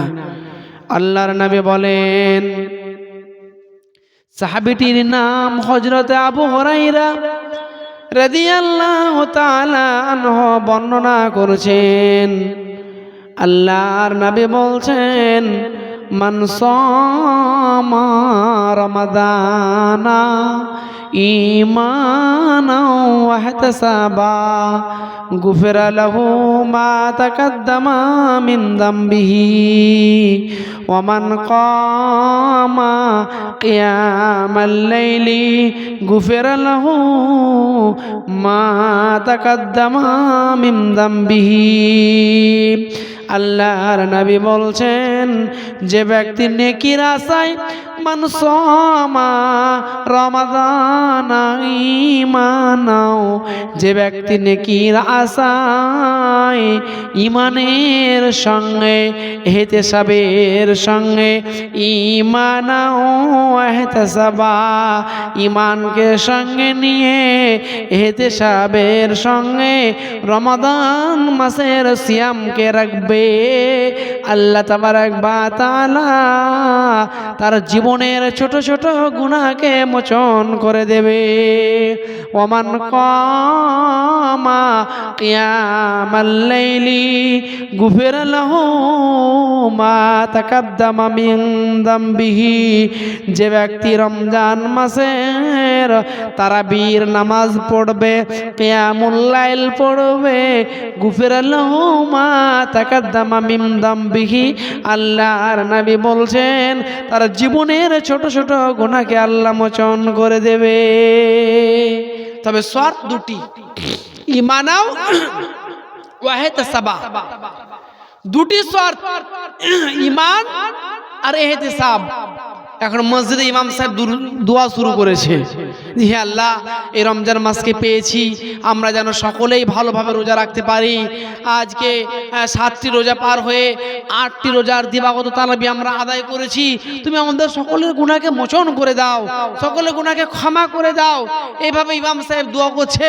আর বেঈমান যে আছে, যে প্রতিজ্ঞাবদ্ধ হয়ে মসজিদ ঢুকেনি, সে মনে মনে ভাববে আমার গুনাহ মাফ হতেও পারে নাও হতে পারে, কারণ আমি তো 1 মাসের মেহমান, আমি তো 1 মাসের মেহমান, আমি তো আর 11টি মাস নামাজ পড়বো না, আর 11টি মাস কিয়ামুল লাইলও পড়বো না, তাহাজ্জুদও পড়বো না, এই 1টি মাসের মেহমান, তো আমারটা হতেও পারে না হতেও পারে। তা আল্লাহ যদি সম্ভব হয় তো গুনাহ মাফ করেই দিও, গুনাহ খতম মাফ করেই দিও, মোচন করেই দিও, এই মনোভাব কিন্তু থাকলে হবে না। আল্লাহর নবী বলছেন ঈমান ওয়া ইহতিসাবা, ঈমান এবং ইহতিসাব, ঈমান এবং নেকির আশায় বিশ্বাসের সঙ্গে যে ব্যক্তি রমজান মাসের সিয়ামকে পালন করবে, তার জীবনের ছোট ছোট গুনাহকে আল্লাহ মোচন করবে। ওই যে হযরত ওমর ফারুক রাদিয়াল্লাহু তাআলা আনহুর মতো ঈমান আপনাকে রাখতে হবে। হযরত ওমর ফারুক রাদিয়াল্লাহু তাআলা আনহু বলেছিল, আসমান থেকে যদি এখন এই মুহূর্তে কোনো খবর আসে যে সারা পৃথিবীর মানুষ জান্নাতে যাবে, একজন ব্যক্তি জাহান্নামে যাবে, আমি উমর মনে করব আমি সেই ব্যক্তি। আবার যদি এইরকম কোনো ঘোষণা আসে সারা পৃথিবীর মানুষ জাহান্নামে যাবে, একজন ব্যক্তি জান্নাতে যাবে, আমি উমর মনে করব আমি সেই ব্যক্তি। এই রকম ঈমান রাখতে হবে। কেমন ঈমান? আমার গুনাহ মাফ হবেই হবে, আমার রমজান মাসে রোজা কবুল হবেই হবে, আমি আমার জীবনের পরিবর্তন ঘটাবই, আল্লাহ আমাকে পরিবর্তন করবেই, হবই আমি পরিবর্তন, এই চিন্তা রাখতে হবে। হবে নয় হবেই, পরিবর্তন করব নয় করবই, আল্লাহ কবুল করবে নয় করবেই, এই সেন্টেন্স মনোভাব মনোনিবেশন যদি আপনার দিলের মধ্যে থাকে, তাহলে আপনি সাকসেস কামিয়াব, নচেত নয়। আপনি কিন্তু ইমানদার হতে পারলেন না। একজন সাহাবী, সাহাবীটির নাম হচ্ছে আলকামা বিন হারিস রাদিয়াল্লাহু তাআলা আনহু। সাহাবীটি একদিন আল্লাহ রাসূলের দরবারে এলেন মুলাকাতে। তো আল্লাহ রাসূল বলছেন তোমরা কারা? তখন সাহাবীটি বলছেন আমরা হলাম ইমানদার, আমরা হলাম মুমিন। আলকামা বিন হারিস রাদিয়াল্লাহু তাআলা আনহু কে যখন আল্লাহ নবী জিজ্ঞেস করলেন তোমরা কারা, আলকামা বিন হারিস বলছে আমরা হলাম মুমিন। আল্লাহ নবী আশ্চর্য হয়ে গেলেন, মুমিন দাবি করছো, তোমরা কি এমন আমল করো, তোমাদের কি এমন ঈমানের জোর আছে যে তোমরা নিজেকে মুমিন দাবি করছো? তোমরা কি এমন তোমাদের আমল আছে যে তোমরা নিজেদেরকে মুমিন দাবি করছো? আল্লাহর নবী বলেন কোনজন কি বিষয়ে কোন কারণে তোমরা নিজেদেরকে মুমিন দাবি করছো? আলকামা বিন হারিস বলেন, ইয়া রাসূলুল্লাহ, ইয়া হাবিবাল্লাহ, আমাদের বংশের স্বভাব হলো, আমাদের গোত্রের অভ্যাস হলো, আমাদের বংশের স্বভাব হলো, আমরা 5, 5, 10, 5, 15টি জিনিসের ওপর বিশ্বাস রাখি, আর 5টা জিনিসের ওপর আমরা ঈমান এনেছি, আর 5টা জিনিসের ওপর আমল করি, আর 5টা জিনিস হলো আমাদের খানদানের স্বভাব। আল্লাহর নবী বলেন, আলকামা বিন হারিস, কি জিনিসের উপর তোমরা ঈমান এনেছো এবং কোন জিনিসের প্রতি আমল করো, আর তোমাদের বংশের কোন এমন স্বভাব 5টি আছে বলো। আলকামা বিন হারিস বলছেন, মান আমানা বিল্লাহ ওয়াল ইয়াউমিল আখির ওয়াল মালাইকাতি ওয়াল কিতাবি ওয়ান নাবিয়িন। ইয়া রাসূলুল্লাহ, ইয়া হাবিবাল্লাহ, আমাদের বংশের লোক, আমাদের খানদানের লোক 5টি জিনিসের উপরে ঈমান এনেছে। আল্লাহর উপরে ঈমান, ফেরেশতার উপরে ঈমান, কিতাবের উপরে ঈমান, নবীদের উপরে ঈমান, কিয়ামত দিবসের উপরে ঈমান। এটি হলো আমাদের বংশের লোকের 5টি ঈমান আনার দরজা।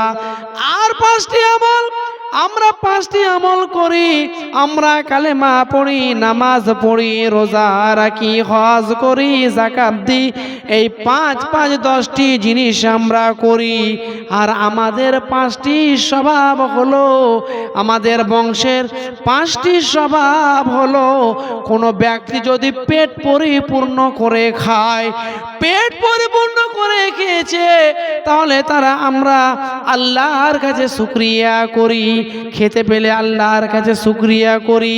আর যদি কোনোদিনও অভাব চলে যায়, আমাদের চারিদিকেও শুধু অভাব, রোগ বালাই ছুটে না, রোগ আমাদেরকে গ্রাস করেছে, অভাব গ্রাস করেছে, অভাবের কারণে আমাদের বাড়িতে খাবার নেই, এই খাবার না থাকার কারণে আমরা সবর করি, তাহলে খেতে পেলে শুকরিয়া করি, আর না পেলে সবর করি।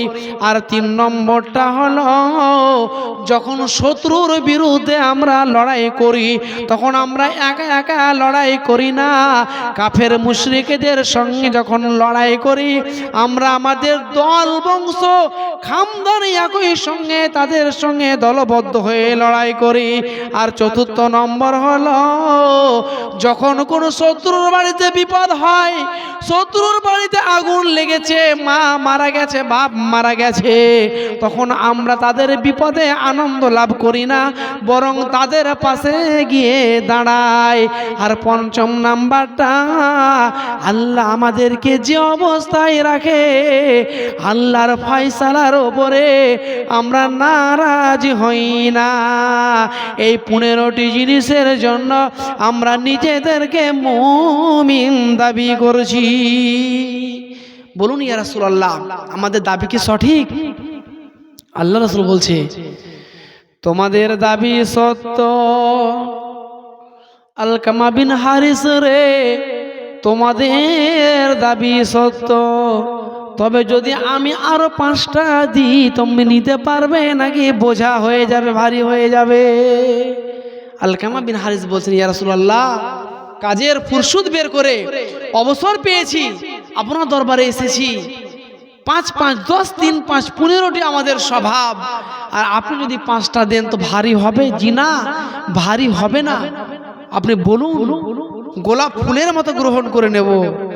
আল্লাহর নবী বলছেন, আলকামা বিন হারিস রে, আমি 5টি আরো দিচ্ছি, তোমরা গ্রহণ করবে কি? দেখো, নাম্বার 1, আলকামা বিন হারিস রে, যেটা তুমি খাবে না সেটা জমা করবে না, যেটা তুমি খাবে না সেটা জমা করবে না, যেখানে তুমি থাকবে না সেখানে বাসা বাঁধবে না, যেখানে তুমি থাকবে সেখানে বাসা বাঁধবে, যেখানে তুমি থাকবে না সেখানে মাল জমা করবে না, যেখানে তুমি থাকবে সেখানে মাল জমা করবে। আর পঞ্চম নাম্বারটা হলো ও আকিফুম ফিল্লাহ, আর তুমি পৃথিবীর ভিতরে যে অবস্থায় থাকবে আল্লাহর ভয়কে সঙ্গে রাখবে। পরিপূর্ণ মুত্তাকি ডেফিনিশন। আমি যেহেতু বলছিলাম মুত্তাকিকে আল্লাহ তাবারক ওয়া তাআলা জান্নাতের মধ্যে রাখবে স্পেশালিস্ট জায়গায়। আর এই মুত্তাকি মুমিন তারাই যাদের মধ্যে এই গুণগুলো থাকবে। রাসূলের প্রতি পরিপূর্ণ ঈমান রাখতে হবে। আল্লাহর নবী একদিন একটা ঘোড়া বিক্রি করতে যাচ্ছেন, তো এক মুনাফিক দেখে নিয়েছে যে ঘোড়ার দাম কত। তো আল্লাহ রাসূল বলছেন, বোঝানোর জন্য বলছে আপনাদেরকে, যে ধরুন 1000 টাকা। তো 1000 টাকা? জি হ্যাঁ। তো ঠিক আছে 1000 টাকা দিব, বাড়ি চলেন 1000 টাকা নিয়ে নেবেন, আর ঘোড়াটি আমাকে রাসূল বলছেন আমাকে দিয়ে দেবেন। মুনাফিক ঘোড়া বিক্রি করতে যাচ্ছে, আর আল্লাহর নবী তার ঘোড়াটি ক্রয় করার জন্য দাম বললেন। মুনাফিক চাইলেন 1000, আল্লাহ রাসূল রাজি হলেন। আল্লাহ রাসূল বলছে আমার বাড়িতে বেঁধে দেবে, আর 1000 টাকা নিয়ে তুমি চলে আসবে। এবার রাস্তায় আরেক মুনাফিকের সঙ্গে দেখা, তোর বলছে কত দিয়ে বিক্রি করলি? বলে 1000 টাকা। বলে 1000 টাকা? বলে 1000 টাকা? ছি ছি ছি ছি, আরো 200 দিতাম রে। বেল লাগিয়ে দিল। মুনাফিক তাকে উচকে দিল। মুনাফিক যখন তাকে উচকে দিল, ইয়ার মন ঘুরে গেল। কথা খুব মনোযোগ সহকারে শুনবেন, সহিহ রিওয়ায়াত দ্বারা বর্ণনা। তো মুনাফিক এই মুনাফিককে উচকে দিল। নবী মুহাম্মদ সাল্লাল্লাহু আলাইহি ওয়াসাল্লামকে ঘোড়া বিক্রি করে দিল 1000 টাকা। ছি ছি ছি, আরো 270 দাম। তখন এই মুনাফিকের মন ঘুরে গেল। বাড়ির দরজায় গিয়ে বলছে, আল্লাহ রাসূল দাম দরটা ফায়সালা করে নেন, ফাইনাল করে নেন। আল্লাহর নবী আশ্চর্য, আরে বলো কি, তোমার সঙ্গে তো দাম 1000 টাকা ফাইনাল হলো আমার, আবার দাম মানে? না, দাম তো ফায়সালা হয়নি। আশ্চর্য। আল্লাহ রাসূল বলছে দাম ফায়সালা হয়েছে, দাম ফাইনাল হয়েছে। আর মুনাফিক বলছে না ফাইনাল হয়নি। আর মুনাফিক বলছে কে সাক্ষী আছে আপনার? কে সাক্ষী আছে দাম ফাইনাল হয়েছে? তখন একজন সাহাবী বলছে, এই আমি সাক্ষী দাম ফাইনাল হয়েছে। তখন মুনাফিক হতভম্ব। ঘোড়াটি আল্লাহ রাসূলকে দিয়ে ওই টাকা নিয়ে ফিরলেন। এবারে আল্লাহর নবী ওই সাহাবীটিকে বলছেন, হে আমার সাহাবী, মুনাফিকের সঙ্গে যখন আমার দাম হয় তখন তুমি ছিলে না। মুনাফিকের সঙ্গে ঘোড়াটি ক্রয় করার জন্যে যখন আমার দামাদামি চললো তখন তুমি ছিলে না। তখন তুমি দেখলে না সে পজিশনটা কেমন ছিল। তার সঙ্গে কথা কাটাকাটি হলো, তুমি দেখলে না, শুনলে না, আগে পুছে বুঝলে না। অথচ তুমি বললো যে আমি দেখেছি, শুনেছি, আমি সাক্ষী কেন?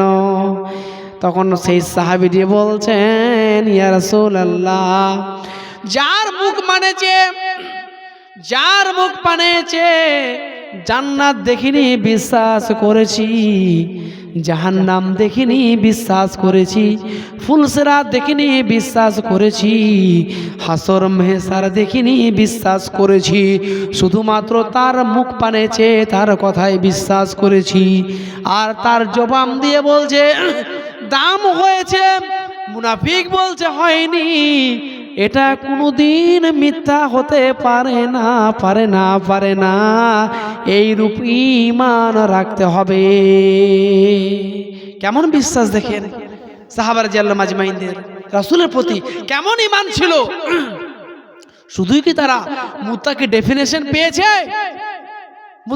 মুত্তাকির ডেফিনেশন নিয়ে তারা পৃথিবী থেকে বিদায় নিয়েছে? তাদের কি তামান্না, তাদের কি বিশ্বাস যে নবীর কথায় জান্নাত বিশ্বাস করেছি, জাহান্নাম বিশ্বাস করেছি, ফুলসিরাত বিশ্বাস করেছি, মেহসার বিশ্বাস করেছি, দোজখ বিশ্বাস করেছি, আর নবী বলছেন দাম হয়েছে, আর মুনাফিক বলছে হয়নি? এটা হতে পারে? কোনোদিন নয়। বাস্তব নবী যেটা বলছে সে সত্য বলছে। এইরকম ঈমান আমাদের নেই, এইরকম মজবুত ঈমান আমাদের নেই। নষ্ট হয়ে গেছি আমরা, বরবাদ হয়ে গেছি আমরা। আমাদেরকে পৃথিবীর ভিতরে চলাফেরা, উঠা বসা, লেনদেন, মামলাত, মাসরাত সর্বদা আমাদেরকে স্পর্শ করেছে, জঘন্যতার শিকড়ে আমাদেরকে পৌঁছে দিয়েছে। আমরা সর্বদা নোংরা, বেহায়াপনা, জঘন্য কাজকে আমরা সাপোর্ট করে করে চলেছি, কিন্তু আমাদের জীবনে কোনো পরিবর্তন নেই। ভাই বাবজি আমার, আপনি তো দুনিয়া থেকে ট্রান্সফার নেবেন, পৃথিবী থেকে তো আপনাকে বিদায় নিতে হবে। পৃথিবী থেকে আপনি সারা জীবনের জন্য এসেছেন, পৃথিবী থেকে আপনি অনন্তকাল অতিবাহিত করবেন। জি না, 60-70 বছর। একজন দার্শনিক বলছে যে একটা ভালো মানুষ মারা গেল, চোখের সামনে দেখলে লোকটি কালকে ঘুরছিল, পরশু ঘুরছিল, 15 দিন আগে কথা বললো আপনার সঙ্গে, সেই লোকটি মারা গেল। মারা যাওয়ার পরে কবরস্থ করা হলো। আর এই দৃশ্যটা দেখার পরে যদি কোনো মানুষ তার মনের মধ্যে মনুষ্যত্ব ফিরে না পায়, তার জীবনের লুকায়িত পশুত্বকে যদি ত্যাগ করতে না পারে, পৃথিবীর কোনো ইউনিভার্সিটি নাই সেই ব্যক্তিকে মানুষ করতে পারে। এরকম কোনো ইউনিভার্সিটি নেই। একটা ভালো মানুষ মারা গেল, চোখের সামনে তার জানাজা হলো, কবর হলো, তারপরে দেখছে তার জীবনের কোনো পরিবর্তন নাই, এই ব্যক্তিকে পৃথিবীর কোনো ইউনিভার্সিটি মানুষ করতে পারবে না। আল্লাহ রাসূল একটা চতুর্ভুজ অঙ্কন করলেন, 3টি দাগকে সমান করলেন আর একটি দাগকে একটু লম্বা বেশি টানলেন। সাহাবারা রাদিয়াল্লাহু আজমাইনদেরকে বলছে, হে সাহাবারা, তোমরা দেখো এই 3টি দাগ হচ্ছে মানুষের তোমার আয়ু, মানুষের এটা হচ্ছে সময়, আর একটি দাগ বেড়ে চলেছে, এটা হচ্ছে মানুষের আশা। মানুষ পৃথিবীতে বেঁচে থেকে মানুষ চাইবে ব্যবসা একটা আছে, 2টো বাড়াবো, 3টে বাড়াবো, বাড়ি একটা আছে, 2টো করব, ইনকাম করব, সুখে থাকবো, ব্যাংক ব্যালেন্স তৈরি করব। কিন্তু মানুষের এই চিন্তা নেই পরকালে যে আমি সুখের জীবন নেব, পরকালে যে আমি জান্নাতের ঘরের মেহমান বানবো, এইরকম কোন আমল করে পৃথিবী থেকে বিদায় নেব, এই চিন্তা, এই মনোভাব আমাদের মধ্যে উপলব্ধি করা যায় না। আমরা কে জানি না যে মসজিদ আল্লাহর ঘর, আর এই ঘরে যদি আপনি আমি সহযোগিতা করি, দান করি আল্লাহর হস্তে, আল্লাহ তাবারক ওয়া তাআলা তার বিনিময়ে আপনাকে জান্নাতে ঘর দান করবেন। নবী মুহাম্মদ সাল্লাল্লাহু আলাইহি ওয়াসাল্লাম বলছেন তার বিনিময়ে আপনি জান্নাতে ঘর পাবেন। কিন্তু আমরা কি জানি না? তারপরে আমরা আমাদের আনন্দের এসি লাগা ঘরে সুন্দর পালঙ্কের উপরে আমরা শুয়ে আছি, ঘুমিয়ে আছি, কিন্তু মসজিদ আল্লাহর ঘর, সে ঘরের সেবা করতে হবে, সে ঘরের সহযোগিতা করতে হবে, এই চিন্তা, এই মনোভাব আমাদের মধ্যে নেই। তাই ভাই বাবজি, মা বোন সকলকে আমি উদ্দেশ্য করে একটি কথা বলছি যে আপনারা আর দেরি করবেন না। এই গ্রামে অনেক সম্ভ্রান্ত ব্যক্তি আছেন, টাকা পয়সাওয়ালা ব্যক্তি আছেন, আল্লাহ আপনাদেরকে ধন মাল দিয়েছেন, আল্লাহ আপনাদের রুজি রোজগারে বরকত দান করেছেন। আমি দোয়া করি আল্লাহ আপনাদেরকে রুজি রোজগারে আরো বরকত দান করুক। কিন্তু আপনারা কি আছেন এই রাত্রি বেলায় 5000টি টাকা আল্লাহর গোলাম, কোন আল্লাহর গোলাম 5000টি টাকার একটা বান্দা কি আছেন মোহাব্বতের সঙ্গে যে আপনারা এগিয়ে আসবেন, এক কলম 5000 টাকা আর 1000 টাকা, 2000 টাকা, এইভাবে আপনারা আসবেন আল্লাহর হস্তে। যেহেতু মসজিদের উন্নতি কল্পে জালসা, আমাদেরকে লক্ষ্য রাখতে হবে সকলকে। অনেকে মনে করে যে নাহলে সকালবেলা এলাকায় মাইক তো সকালে আবার দেব, কিন্তু এই চিন্তা করবেন না।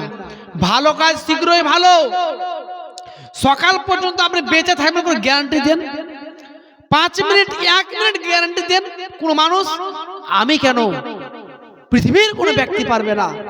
আপনি কিভাবে 10-12টি ঘন্টা বেঁচে থাকবেন গ্যারান্টি দিতে পারেন? ভাই বাবজি, ঘরটি হচ্ছে আল্লাহর। আমরা কিছুদিন আগে দেখলাম যে বাবরি মসজিদ আমাদের মুর্শিদাবাদের মাটিতে তৈরি হতে চলেছে, এটা নিয়ে নানা তর্ক বিতর্ক, সেদিকে আমি যাচ্ছি না। ঘরটি হবে আল্লাহর জন্য, ঘরটি হবে আল্লাহর জন্যে। মানুষের যে একটা আবেগ, মানুষের একটা ভালোবাসা, কোটি কোটি কোটি কোটি টাকা দান করছে মানুষ। আমি বাংলাদেশে গেছি তো মানুষের একটাই কথা যে হুজুর আপনার বাসা থেকে বাবরি মসজিদ কত কিলোমিটার?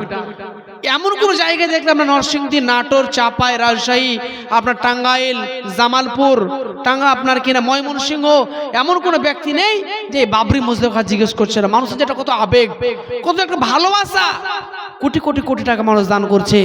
একদিনে অ্যাকাউন্টে এত টাকা জমা পড়লো, বাধ্য হয়ে ঘোষণা করলেন যে আর আজকের টাকা আপনারা কেউ পাঠায়েন না।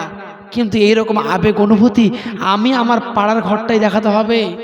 আমি লালগোলা থেকে আর ফরাক্কা থেকে মাপলাটা ইট বেঁধে নিয়ে গিয়ে প্রেম দেখালে হবে না, ভালোবাসা দেখালে হবে না। আগে আপনাকে আপনার ঘরটা দেখতে হবে, আপনার ঘরের মেরামতটা করতে হবে, আপনার ঘরের ফাঁকটা সলিউশন দিয়ে বন্ধ করতে হবে। আজকে বাবরি দখল করে নিল, এই জন্য আপনার আমার কলিজা ফেটে যায়, আঘাত লাগে মনে প্রাণে। আরে বাবরি দখল করে নিল, এমন সময় আসছে যদি আপনি এই ঘরের হেফাজত না করেন, ঘরের প্রতি যদি আপনার মহব্বত না বাড়ান, আগামীকাল আপনার ঘরটা দখল করতে আসবে, আপনার ঘরটা দখল করবে, আপনি কিছুই করতে পারবেন না। আর আল্লাহ তাবারক ওয়া তাআলা চ্যালেঞ্জ দিচ্ছেন তার ঘর সম্পর্কে, তার ঘরে ইবাদত করতে আসা ব্যক্তিদেরকে। সেই আয়াতটি আমি আপনাদের সামনে দানের দোয়াটি দেওয়ার পরে বলছি। এতদিনে এত আলেমের মুখ থেকে আপনারা শুনেছেন, নামাজ পড়লে, দান করলে, হজ করলে, যাকাত দিলে আল্লাহ তাবারক ওয়া তাআলা পরকালে জান্নাত দেবে, বেহেশত দেবে। কিন্তু আমি আজকে আপনাদেরকে আমরা একটা টিপস শিখিয়ে দেব। দুটি আমল পৃথিবীতে করবেন, একটি আমল পৃথিবীতে করবেন, দুটি ফল পৃথিবীতে পাবেন, জীবদ্দশায় পাবেন। কোরআন বলছে, ছোট্ট মতো একটা সূরার মধ্যে আল্লাহ তাবারক ওয়া তাআলা চ্যালেঞ্জ দিচ্ছে, কিন্তু এগুলোকে আমরা অধ্যয়ন করি না, রিসার্চ করি না, গবেষণা করি না যে কোন জায়গায় কোন কোরআনের কোন আয়াত আল্লাহ তাবারক ওয়া তাআলা কি বলছেন। একটি আমল পৃথিবীতে আপনি তার ঘরে করবেন, দুটি ফল পৃথিবীতে পাবেন। আল্লাহ চ্যালেঞ্জ দিচ্ছে। আমি বলছি না যে আপনি এই আমলটির বিনিময়ে জান্নাত পাবেন, জান্নাতের সুখের জীবন অতিবাহিত করবেন, জি না, দুনিয়াতে পাবেন। বলছি আপনাদেরকে, এক ভাই বসে থাকা থেকে 100 টাকা দান করেছে, আলহামদুলিল্লাহ। কাজেই মহব্বতের সঙ্গে আমি সকল ভাই বাপজিদের উদ্দেশ্য করে বলবো যে সামান্য কয়েক কলম দান, রাত্রি প্রায় 10:30 বাজতে চললো। কাজেই আপনাদের কাছে বিশেষ অনুরোধ, 1000, 2000, 5000, 7000, 10000, 20000 দেনেওয়ালা ব্যক্তি অনেক আছেন এই গ্রামে। আপনারা আসুন মহব্বতের সঙ্গে। বেনামিতে 100 কেবা দিল দান, আক্তার সাহেব 1000 করিল এলান। আহাদ নামেও ভাই কোথা বসেছিল, পরিমাণে 700 লিখাইল। বেনামিতে ওই মতো 100 দিয়া, রুবেল দেখো 200 না গেল ভুলিয়া। বেনামিতে একটাও কোরআন মাজিদ দান, সঙ্গে আরো এক বেনামি কোরআন করিল এলান। বেনামিতে 20 টাকা দিল অনুদান, শরীফ নামে 150 করিল এলান। আক্তারুল নাম ভাই 500 দিয়া, সাদ্দাম হোসেন 100 না গেল ভুলিয়া। সুমেরা নামে বোন আমার কথা বসেছিল, 200 টাকা তবু দেখো লিখাইল। পরিশেষে দুয়া বোন চেয়েছে হেথাই, ওগো আল্লাহ পাক তুমি নিয়োগ গ্রহণ সেথায়। আসিফ নামেও ভাই আমার 200 দিয়া, বেনামিতে 100 না গেল ভুলিয়া। সুলিতলা হতে দেখো নুর ইসলাম ভাই 50 দিল দান, দেখো লিখা রয়। বেনামিতে ওই মতো 200 দিয়া, জিয়া নামে 5 ব্যাগ সিমেন্ট প্রকাশিয়া। নূর ইসলাম তবু দেখো 500 দান, জাকির শেষে খাতা বিচে 100 করিল এলান। ওগো আল্লাহ পাক তুমি করিম রব্বানা, জীবনের পাপ রাশি করে দিও ক্ষমা। ভুলটুকু জীবনের যদি হয়ে যায়, ক্ষমা করে দিও মাওলা আপন কৃপায়। ওগো আল্লাহ পাক তুমি করিম রব্বানা, জীবনের মেরুদণ্ড কভু ভেঙো না। ভুলটুকু জীবনের করো সংশোধন, তোমার কাছেতে মোরা রাখি নিবেদন। ওগো আল্লাহ পাক তুমি পরওয়ারদিগার, ব্যবসা বাণিজ্যে উন্নতি দানিও তাহার। ভুলটুকু জীবনের যদি হয়ে যায়, ক্ষমা করে দিও মাওলা আপন দয়ায়। আমিন আমিন সুম্মা আমিন। মা বোন ভাইরা, তাড়াতাড়ি আপনারা আপনাদের মূল্যবান এই মহা সম্পত্তি আল্লাহর রাস্তায় ব্যয় করুন। আল্লাহকে খুশি করার জন্য তাড়াতাড়ি এগিয়ে আসুন। দীর্ঘ 1 ঘন্টা আপনারা কোরআন হাদিসের কথা আপনারা শুনলেন, প্রায় 9টা 20 থেকে 10টা 25, 20-25 পর্যন্ত।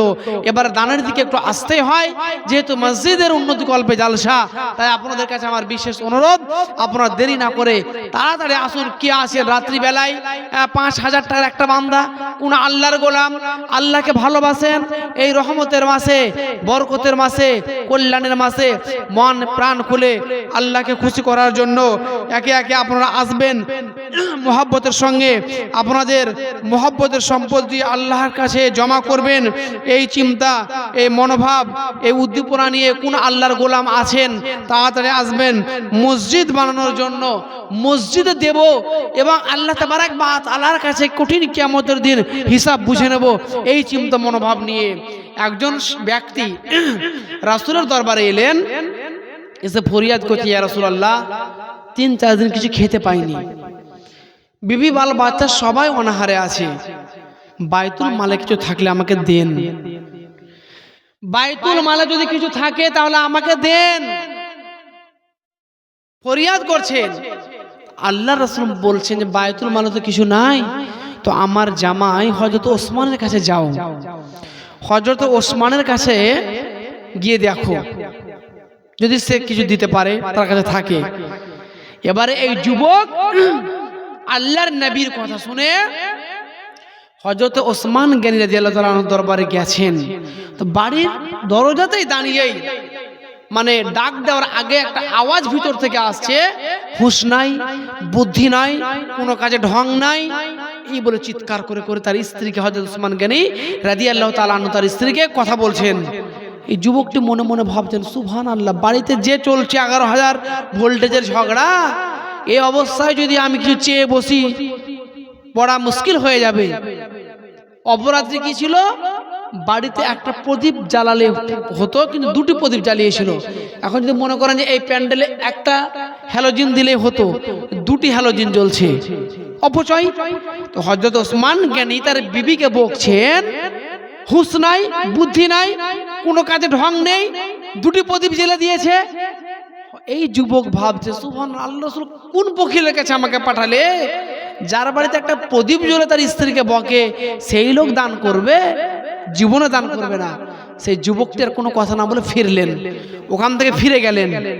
আল্লাহর নবী বলছেন, হে যুবক, কি দিয়েছে আমার জামাই?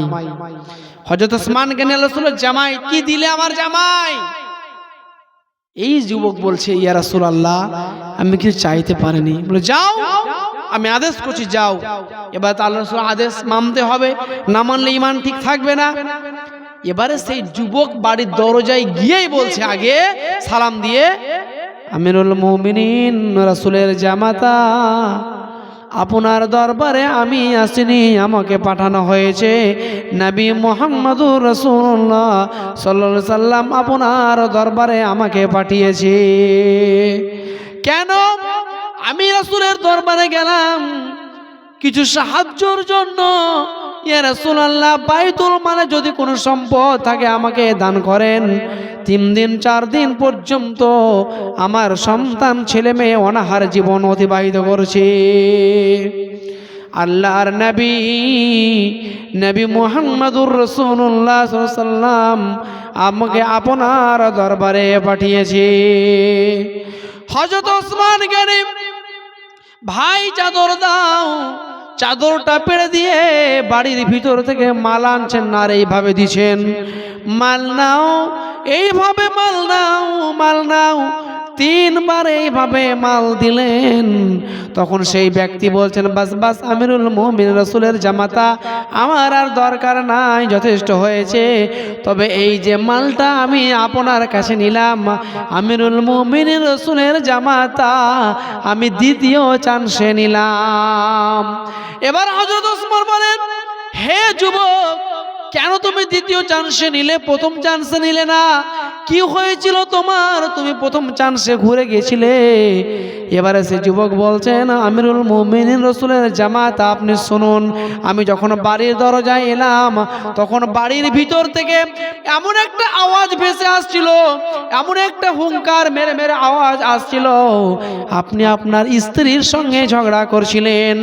স্ত্রীটি জানা মেনা ঘরের মেয়ে নয়, যেন তেন ঘরের মেয়ে নয়, যেন যেন পিতার সন্তান নয়, মেয়েটি হলো আখেরি পয়গম্বর, নবীদের নবী, নবী মুহাম্মদুর রাসূলুল্লাহ সাল্লাল্লাহু আলাইহি ওয়াসাল্লামের মেয়ে। আর এই মেয়েটি পৃথিবীতে বড় কোনো অপরাধ করেনি, মেয়েটি আপনার সংসারে বড় কোনো অপরাধ করেনি। মেয়েটি ছোট্ট মতো একটি কাজ করেছে, বাড়িতে একটি প্রদীপ বেশি জ্বেলে দিয়েছে। এই জন্য আপনি হুঙ্কার মেরে মেরে, চিৎকার মেরে মেরে তার সঙ্গে কথা বলছেন।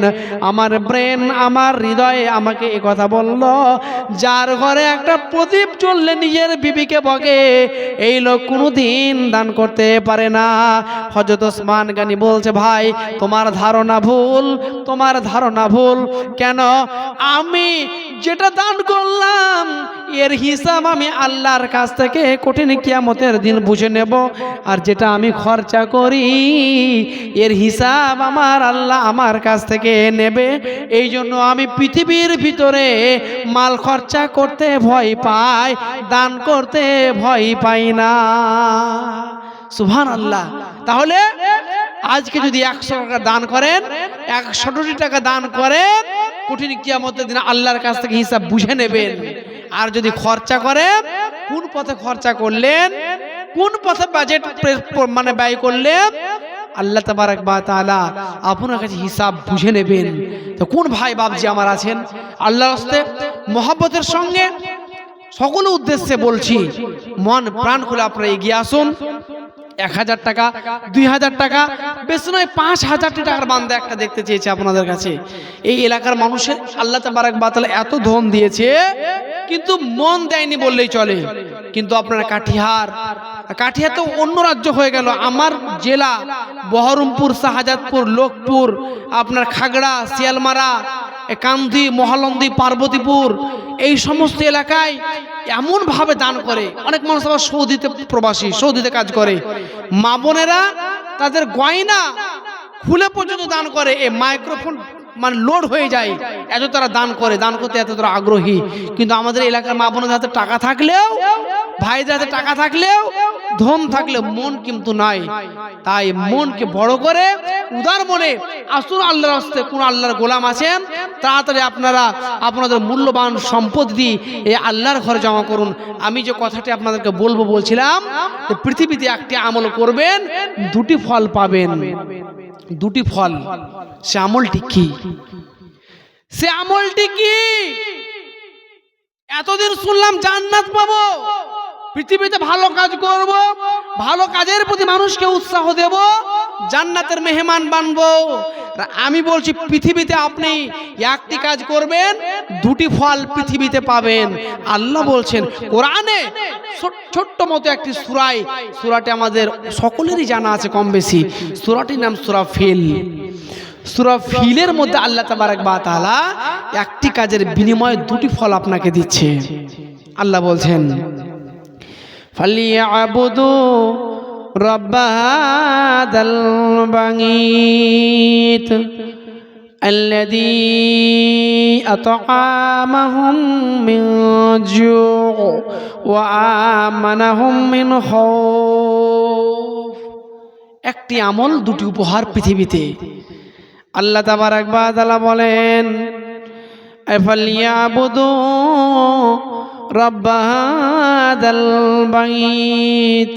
হে আদমের সন্তান, রে আল্লাহর গোলাম, পৃথিবীর ভিতরে যদি তুমি আমার ঘরে ঢুকে যাও, আমার ঘর, সে ঘরের রবের যদি তোমরা ইবাদত করো, সে রবের যদি তোমরা উপাসনা করো, পৃথিবীর ভিতরে প্রথম নাম্বার পুরস্কারটি হবে কি শুনে নাও। আল্লাহ তাবারক ওয়া তাআলা বলছেন, তোমার বাড়িতে অভাব হয়েছে, অন্টন হয়েছে, তোমার মালামাল দরকার, ঝড়কাল বৈশাখীতে তোমার তিরপল উড়িয়ে নিয়েছে, বাড়ির বাড়ির ছাদ উড়িয়ে নিয়েছে, একটা তিরপলের জন্য মেম্বারকে দরখাস্ত করতে হয়, প্রধানকে দরখাস্ত করতে হয়, বিডিওকে দরখাস্ত করতে হয়, এমএলএকে দরখাস্ত করতে হয়, চিফ মিনিস্টারকে দরখাস্ত করতে হয়, প্রাইম মিনিস্টারকে দরখাস্ত করতে হয়, হোম মিনিস্টারকে দরখাস্ত করতে হয়, ফাইন্যান্স মিনিস্টারকে দরখাস্ত করতে হয়। তো আমার আল্লাহ বলছেন, গোলাম শুনে নাও, পৃথিবীর ভিতরে প্রথম পুরস্কার যেটা হবে, আল্লাহ বলছেন আল্লাযী আতআমাহুম মিন জু', অভাব হয়েছে পৃথিবীর মেম্বারের কাছে নয়, পৃথিবীর প্রধানের কাছে নয়, বিডিওর কাছে নয়, এমএলএর কাছে নয়, মমতার কাছে নয়, মোদির কাছে নয়, অমিতের কাছে নয়, নির্মলা সীতারামনের কাছে নয়, রাজনাথ সিনহার কাছে নয়, পৃথিবীর ভিতরে কারো কাছে যাওয়ার প্রয়োজন নাই। তুই আমার ঘরে ঢুকে যা, আমার ইবাদত করবি, পৃথিবীর ভিতরে ফলটা তুই পাবি, সেটা হলো অভাবের সময় রুজির ডালি আমি আল্লাহ তোর বাড়ি পৌঁছে দেব। নারে তাকবীর! আল্লাহ তাবারক ওয়া তাআলা বলছেন, দ্বিতীয় নম্বর পুরস্কারটি শুনে নাও, দ্বিতীয় নম্বর পুরস্কারটি তুমি পাবে, শুনে নাও, শুনে নাও। এই যে পুরস্কার এসআইআর শুরু হয়েছে, ভাই আমার, বন্ধু আমার, আগামী 28 তারিখ চূড়ান্ত প্রকাশ তালিকা খসড়া প্রকাশ পাবে। সবাই আমরা একটা আতঙ্কের মধ্যে আছি, না জানি আমাদের কি হবে, নাম বুঝি কেটে গেল, নাম বুঝি আমাদের বাদ পড়ে গেল, নাম বাদ গেলে কোথায় যাব, ডিটেনশন ক্যাম্পে, নাম বাদ গেলে কোথায় আমরা জীবন কাটাবো, প্রশস্ত বিচরণ করার আমাদের ক্ষমতা থাকবে না, প্রশস্ত চলার কোনো রকমের কোনো পথ থাকবে না, সদা সর্বদা আমাদেরকে ভয়ভীতি সন্ত্রস্ত হয়েই থাকতে হবে। পৃথিবীর কোনো অফিসে আমাদের ভোটার কার্ড গ্রহণযোগ্যতা পাবে না, আধার কার্ড গ্রহণযোগ্যতা পাবে না, মাধ্যমিকের এই অ্যাডমিট রেশন কার্ড, বংশ তালিকা, আপনার দলিল পর্চা, সমস্ত কিছু ইনভ্যালিড হয়ে যাবে। এই যে একটা ভয়, এই যে একটা আতঙ্ক মানুষের মধ্যে বিরাজ করছে, আল্লাহ তাবারক ওয়া তাআলা এই আয়াতের মধ্যে বলছেন আমার নামটা যেন কাটা না যায়। এই জন্য মেম্বারকে চায়ের দোকানে চা খাওয়ার প্রয়োজন হবে না, পঞ্চায়েতের প্রধানের পেছন তোমাকে ঘুরতে হবে না, এমএলএর জন্য ভোটের জন্য তোমাকে খাটতে হবে না, বিডিওর দরবারে গিয়ে তোমাকে নরম হতে হবে না। পৃথিবীর ভিতরে আল্লাহর ঘরে যদি তুমি ঢুকে যাও আর যদি তুমি তার ইবাদত করো, আমার আল্লাহ তোমার সঙ্গে ওয়াদাবদ্ধ, আল্লাযী আতআমাহুম মিন জু'। দুই নম্বরটা হচ্ছে ওয়া আমানাহুম মিন খাউফ, আল্লাযী আতআমাহুম মিন জু' ওয়া আমানাহুম মিন খাউফ। এই ভয়ের সময়, এই খৌফের সময়, টেনশনের সময়, চিন্তার সময় আমি আল্লাহ তোমাকে আমানের চাদর দিয়ে নিরাপত্তা দেব। দুটি উপহার আমরা পেলাম।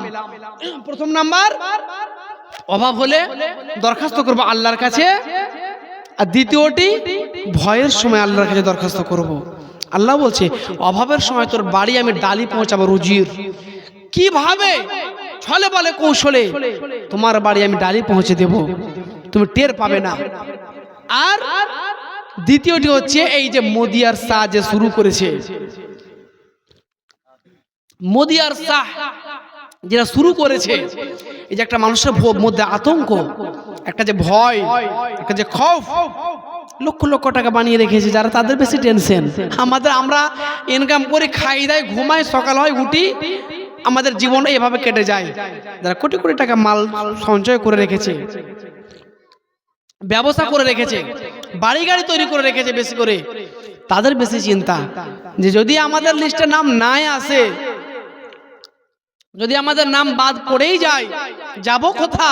আর যাব তো যাব কোথা, আমাদের সম্পত্তি নেবে কে?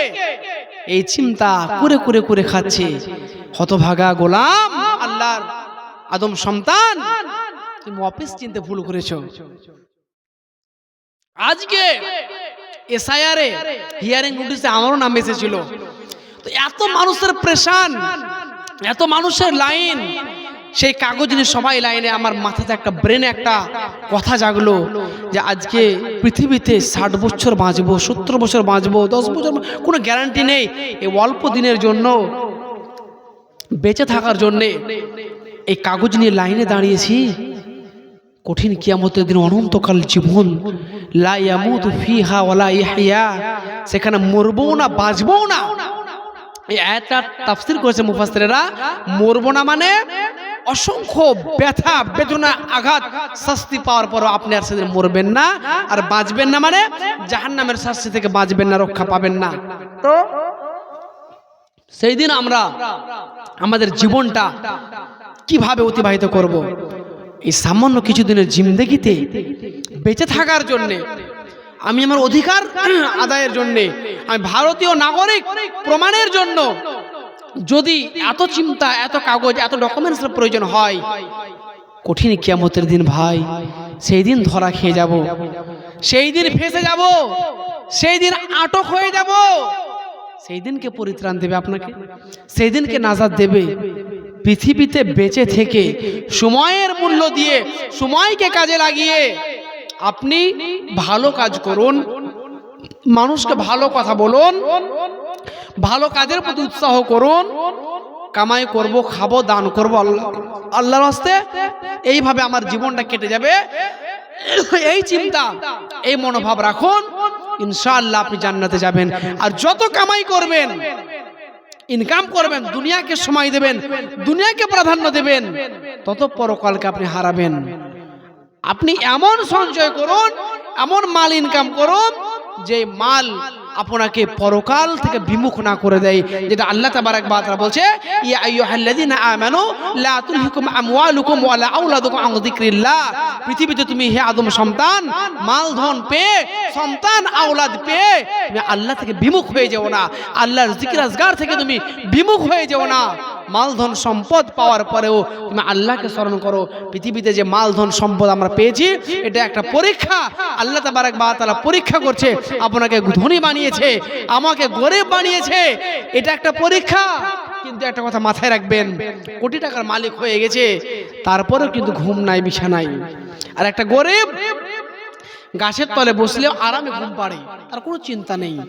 তাই কবি বলেন, কোটি টাকার মালিক দেখো অভাব হয় না তোর, গরিব ঘুমায় আরাম করে মনটা বাহাদুর। কোটি টাকার মালিক দেখো অভাব হয় না দূর, গরিব ঘুমায় আরাম করে মনটা বাহাদুর। ফেরাউনের লাশটা দেখো মিশর জাদুঘরে, ফেরাউনের লাশটি দেখো মিশর জাদুঘরে। খাই না মাটি পোকা মাকড় সবাই ঘৃণা করে, হৃদয়ে থাকিবে যার নম্রতা সদা, রহমত আসিবে সেথা প্রভুর ওয়াদা। বড়র বড়াই থাকলে দিলে রহমত আসবে না, নিজেকে নিজেই ছোট মনে করিও সদা। উঁচু জমিন থেকে পানি নিচু জমিনে যায়, তেমনি খোদার রহমত আছে নম্রতা হৃদয়। উঁচু জমিন থেকে পানি যেমন নিচু জমিনে আসে, অনুরূপ প্রভুর ওয়াদা, রহমত আসবে তার অন্তরে, যে সদা সর্বদা নিজেকে ছোট মনে করে চলবে, অহংকারবিহীন জীবন গড়বে। এই ইনকাম করব, কিছু খাবো, কিছু আল্লাহর পথে ব্যয় করব, এইভাবে তার দুনিয়াটাকে পার করবে। কিন্তু দানের ব্যাপারে আমরা একেবারে উদাসীন ভাবে জীবনকে অতিবাহিত করি। কেন? আজকে যদি অসুখ হয়, ডাক্তারের কাছে যেতে হবে, 2-5 হাজার 10 হাজার টাকার বিল হয়ে যাবে, ওষুধ হয়ে যাবে, পরীক্ষা হয়ে যাবে, তখন আমরা খসখস করে বের করতে পারবো। কিন্তু আল্লাহর ঘরের জন্য যদি মানুষকে কচলাকচলি বলা যায়, বারবার রিকোয়েস্ট করা যায়, মানুষ দান করতে আগ্রহ প্রকাশ করে না। তার শয়তান তার হৃদয়ে এমন করে মোহর মেরে দিয়েছে, এই চেতনা ঢুকিয়ে দিয়েছে, দিবি কমে যাবে, সামনে ঈদ, তো ঈদের আনন্দ বাজার করবি, এই ঈদের আনন্দ করবি, তোর অভাব হয়ে যাবে, অন্টন হয়ে যাবে, এই চিন্তা শয়তান তার ব্রেনে পুশ করে দিয়েছে। কিন্তু একটা ঘটনা শুনুন দানের ব্যাপারে। আল্লাহ তাবারাক ওয়া তাআলা যে মাল দিয়েছে আপনাকে, এই মালটা তো আপনার নয়। একজন ব্যক্তি তার আব্বাকে কিছু গোপনে মাল দিতেন জমা রাখতে, কিন্তু মালটা সে খেয়ে নিত, তার বাপ জমা করতে পারতো না। সকালে দিলে বিকেলে নাই, বিকেলে দিলে সকালে নাই। সেই ব্যক্তিটি রাসূলের দরবারে এসে বলছে, ইয়া রাসূলুল্লাহ, আমি আমার আব্বাকে কিছু মাল জমা করতে দিই, সকালে দিই তো বিকেলে থাকে না, বিকেলে দিই তো সকালে থাকে না, তো এই অবস্থায় কি করব? আল্লাহর নবী বলছেন, আনতা ওয়া মালুকা লি আবিকা। হে যুবক, আনতা ওয়া মালুকা লি আবিকা, মাল তো দূরের কথা, তুমি মালটাই তোমার বাপের, তুমি মালটাই তোমার বাপের। অনুরূপ আমরা যে মাল সঞ্চয় করছি, এই ধন, এই সম্পদকে আল্লাহ তাবারক ওয়া তাআলা কিনে নিয়েছে, যেটা আমরা জানি না। কিসের বিনিময়ে? জান্নাতের বিনিময়ে।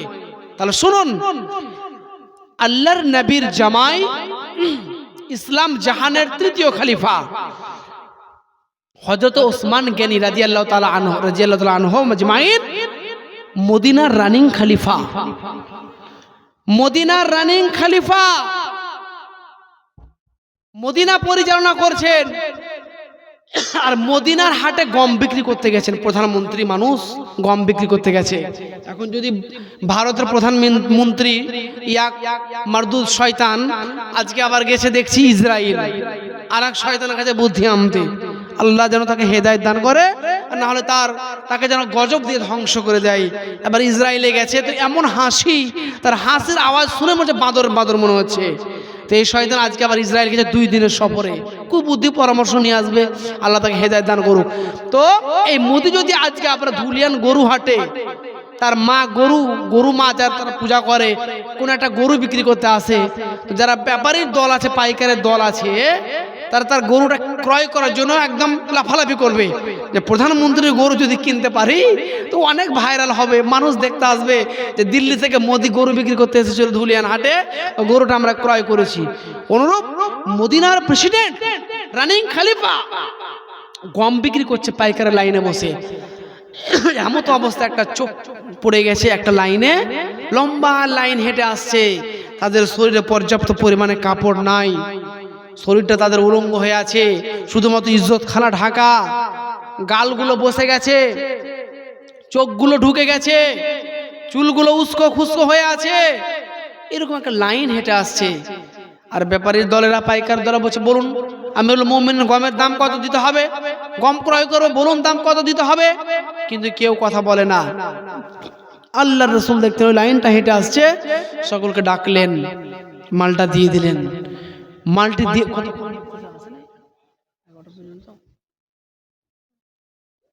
তো হযরত ওসমান রাদিয়াল্লাহু তাআলা আনহু দেখছেন যে আসছে, এইভাবে দেখছেন, সমস্ত মাল তাদেরকে বন্টন করলেন।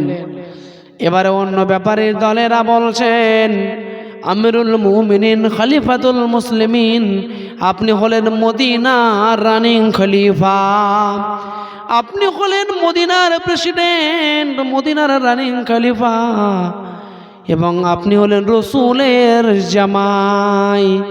আল্লাহর নবী হযরত ওসমান গনির সঙ্গে 2 জন মেয়ের বিবাহ দিয়েছিলেন।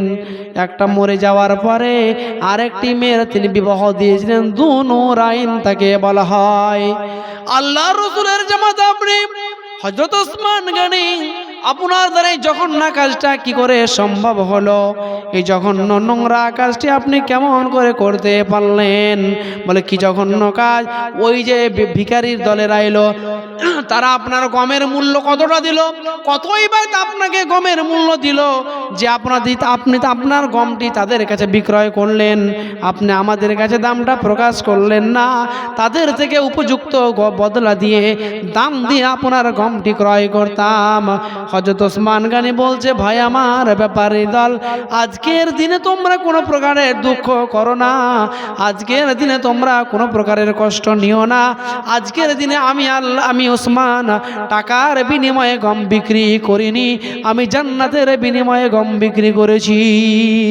যেহেতু আল্লাহ কোরআনে বলেছেন, ইন্নাল্লাহা আশতারা মিনাল মুমিনিনা আনফুসাহুম ওয়া আমওয়ালাহুম বিআন্না লাহুমুল জান্নাহ, মুমিনের জান, মুমিনের জান আর মুমিনের মালকে আমি আল্লাহ কিনে নিয়েছি। আমি আমার শক্তির বিনিময়ে নয়, আমি আমার ক্ষমতার বিনিময়ে নয়, আমি আমার একত্ববাদের বিনিময়ে নয়, মুমিনের জান মুমিনের মাল আমি আল্লাহ কিনে নিয়েছি বিআন্না লাহুমুল জান্নাহ, জান্নাতের বিনিময়ে।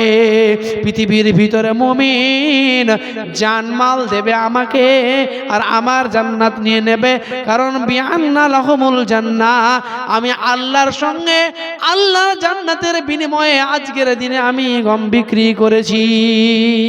তাহলে আমরা বুঝতে পারলাম জান্নাতের বিনিময়ে আমরা গম বিক্রি করেছি। হযরত ওসমান রাদিয়াল্লাহু আনহু, আমরা কি আছি পৃথিবীতে কোনো বান্দা খাতা আছে দেন, কোন আল্লাহর গোলাম, এরকম চিন্তা আমাদের কি কারো আছে যে আমরা মন প্রাণ খুলে হৃদয় থেকে আল্লাহর ঘর বানানোর জন্য 1000, 2000, 5000 দান করব, এই চিন্তা, এই মনোভাব, এই উদ্দীপনা নিয়ে আমরা আসি? ভাই বাবজি আমার, এই চিন্তা আমাদেরকে আনতে হবে, এই চিন্তা আমাদের রাখতে হবে। মসজিদ হচ্ছে আল্লাহর ঘর, বাইতুল আমান শান্তির ঘর, শান্তির ঠিকানা, শান্তির জায়গা। আর এই ঘরকে আমরা বাইপাস রেখে আশেপাশে সামনে পেছনে বিল্ডিং বানাতে ব্যস্ত থাকি, আর মসজিদের অসমাপ্ত কাজকে সমাপ্ত করার লক্ষ্য উদ্দেশ্য নিয়ে আমাদের উপার্জিত সম্পদ হতে 100, 200, 500 টাকা বের হয় না। তারপর আমরা দাবি করে আমরা ইমামদার। আমি একটি কথা প্রথমেই বলেছি যে এই 100 টাকা 500 টাকার বিনিময়ে আল্লাহ তাবারক ওয়া তাআলা এই রহমতের মাসে, কল্যাণের মাসে, বরকতের মাসে আপনার এমন ভাবে আপনার চাইলে আপনাকে মাসুম শিশুর নেই জীবন দান করতে পারে, কিন্তু আমরা এই মাসকে সঠিকভাবে মূল্যায়ন করতে পারি না। ভাই বাবজি কি আছেন আমার, শেষের বেলায় আপনারা তাড়াতাড়ি আসুন মহব্বতের সঙ্গে মন প্রাণ খুলে। দুইজন শেষের বেলায় আল্লাহ 200 টাকা দান করেছে, তাদের দানকে তুমি সাদরে গ্রহণ করে নাও। ইয়া হালাল আলামিন, তোমার ঘর বানানোর জন্য মনের মধ্যে চিন্তা উদ্দীপনা চেতনা নিয়ে দুইজন ভাই আমার 200 টাকা দান করেছে, আল্লাহ তুমি তার দানকে সাদরে গ্রহণ করে নাও। মাউন নামে বাড়ি কোথা বসেছিল, পরিমাণে 100 টাকা দাম দিল, বেনামিতে ওই মতো 100 দিয়া আরো এক বেনামিতে 100 না গেল ভুলিয়া। ইসমাইল হাজি কুল দেখো দুইজনা মিলে 500 দিল দান তোমার রাহেতে। ওগো আল্লাহ পাক তুমি করিম রব্বানা, জীবনের পাপ রাশি করে দিও ক্ষমা, ভুলটুকু জীবনের করো সংশোধন, তোমার কাছেতে মাওলা রাখি নিবেদন। ওগো আল্লাহ পাক তুমি পারওয়ারদিগার ওয়ানা আসে ফুলসিরাত করে দিও পার। আমিন আমিন সুম্মা আমিন। ওহ কি মুমিন ভাই হইল রে তোর বিদায় বেলার পালা রে, ডাকছে রে তোর কেওয়ান মাঝি, ও মোর মাঝি আমার নবী কামলিওয়ালা রে। ওহ কি মুমিন ভাই হইল রে তোর বিদায় বেলার পালা, ডাকছে রে তোর কেওয়ার মাঝি, ও মোর মাঝি আমার নবী কামলিওয়ালা রে। ভুকাকে তুই খাওয়ার দিস রে, পিয়াসাকে পানি, ভুকাকে তুই খাবার দিস রে, পিয়াসাকে পানি, এসব বদলা পাবি রে তুই যেদিন ভাঙবে ভবের মেলা। মা বাপকে তুই বাসরে ভালো, আল্লাহ তোরে বাসবে ভালো, মা বাপকে তুই বাসরে ভালো, আল্লাহ তোরে বাসবে ভালো, এসব বদলা পাবি রে তুই যেদিন ভাঙবে ভবের মেলা। ওহ কি মুমিন ভাই হইল রে তোর বিদায় বেলার পালা। যাই হোক ভাই বাবজি আমার, আল্লাহর গোলাম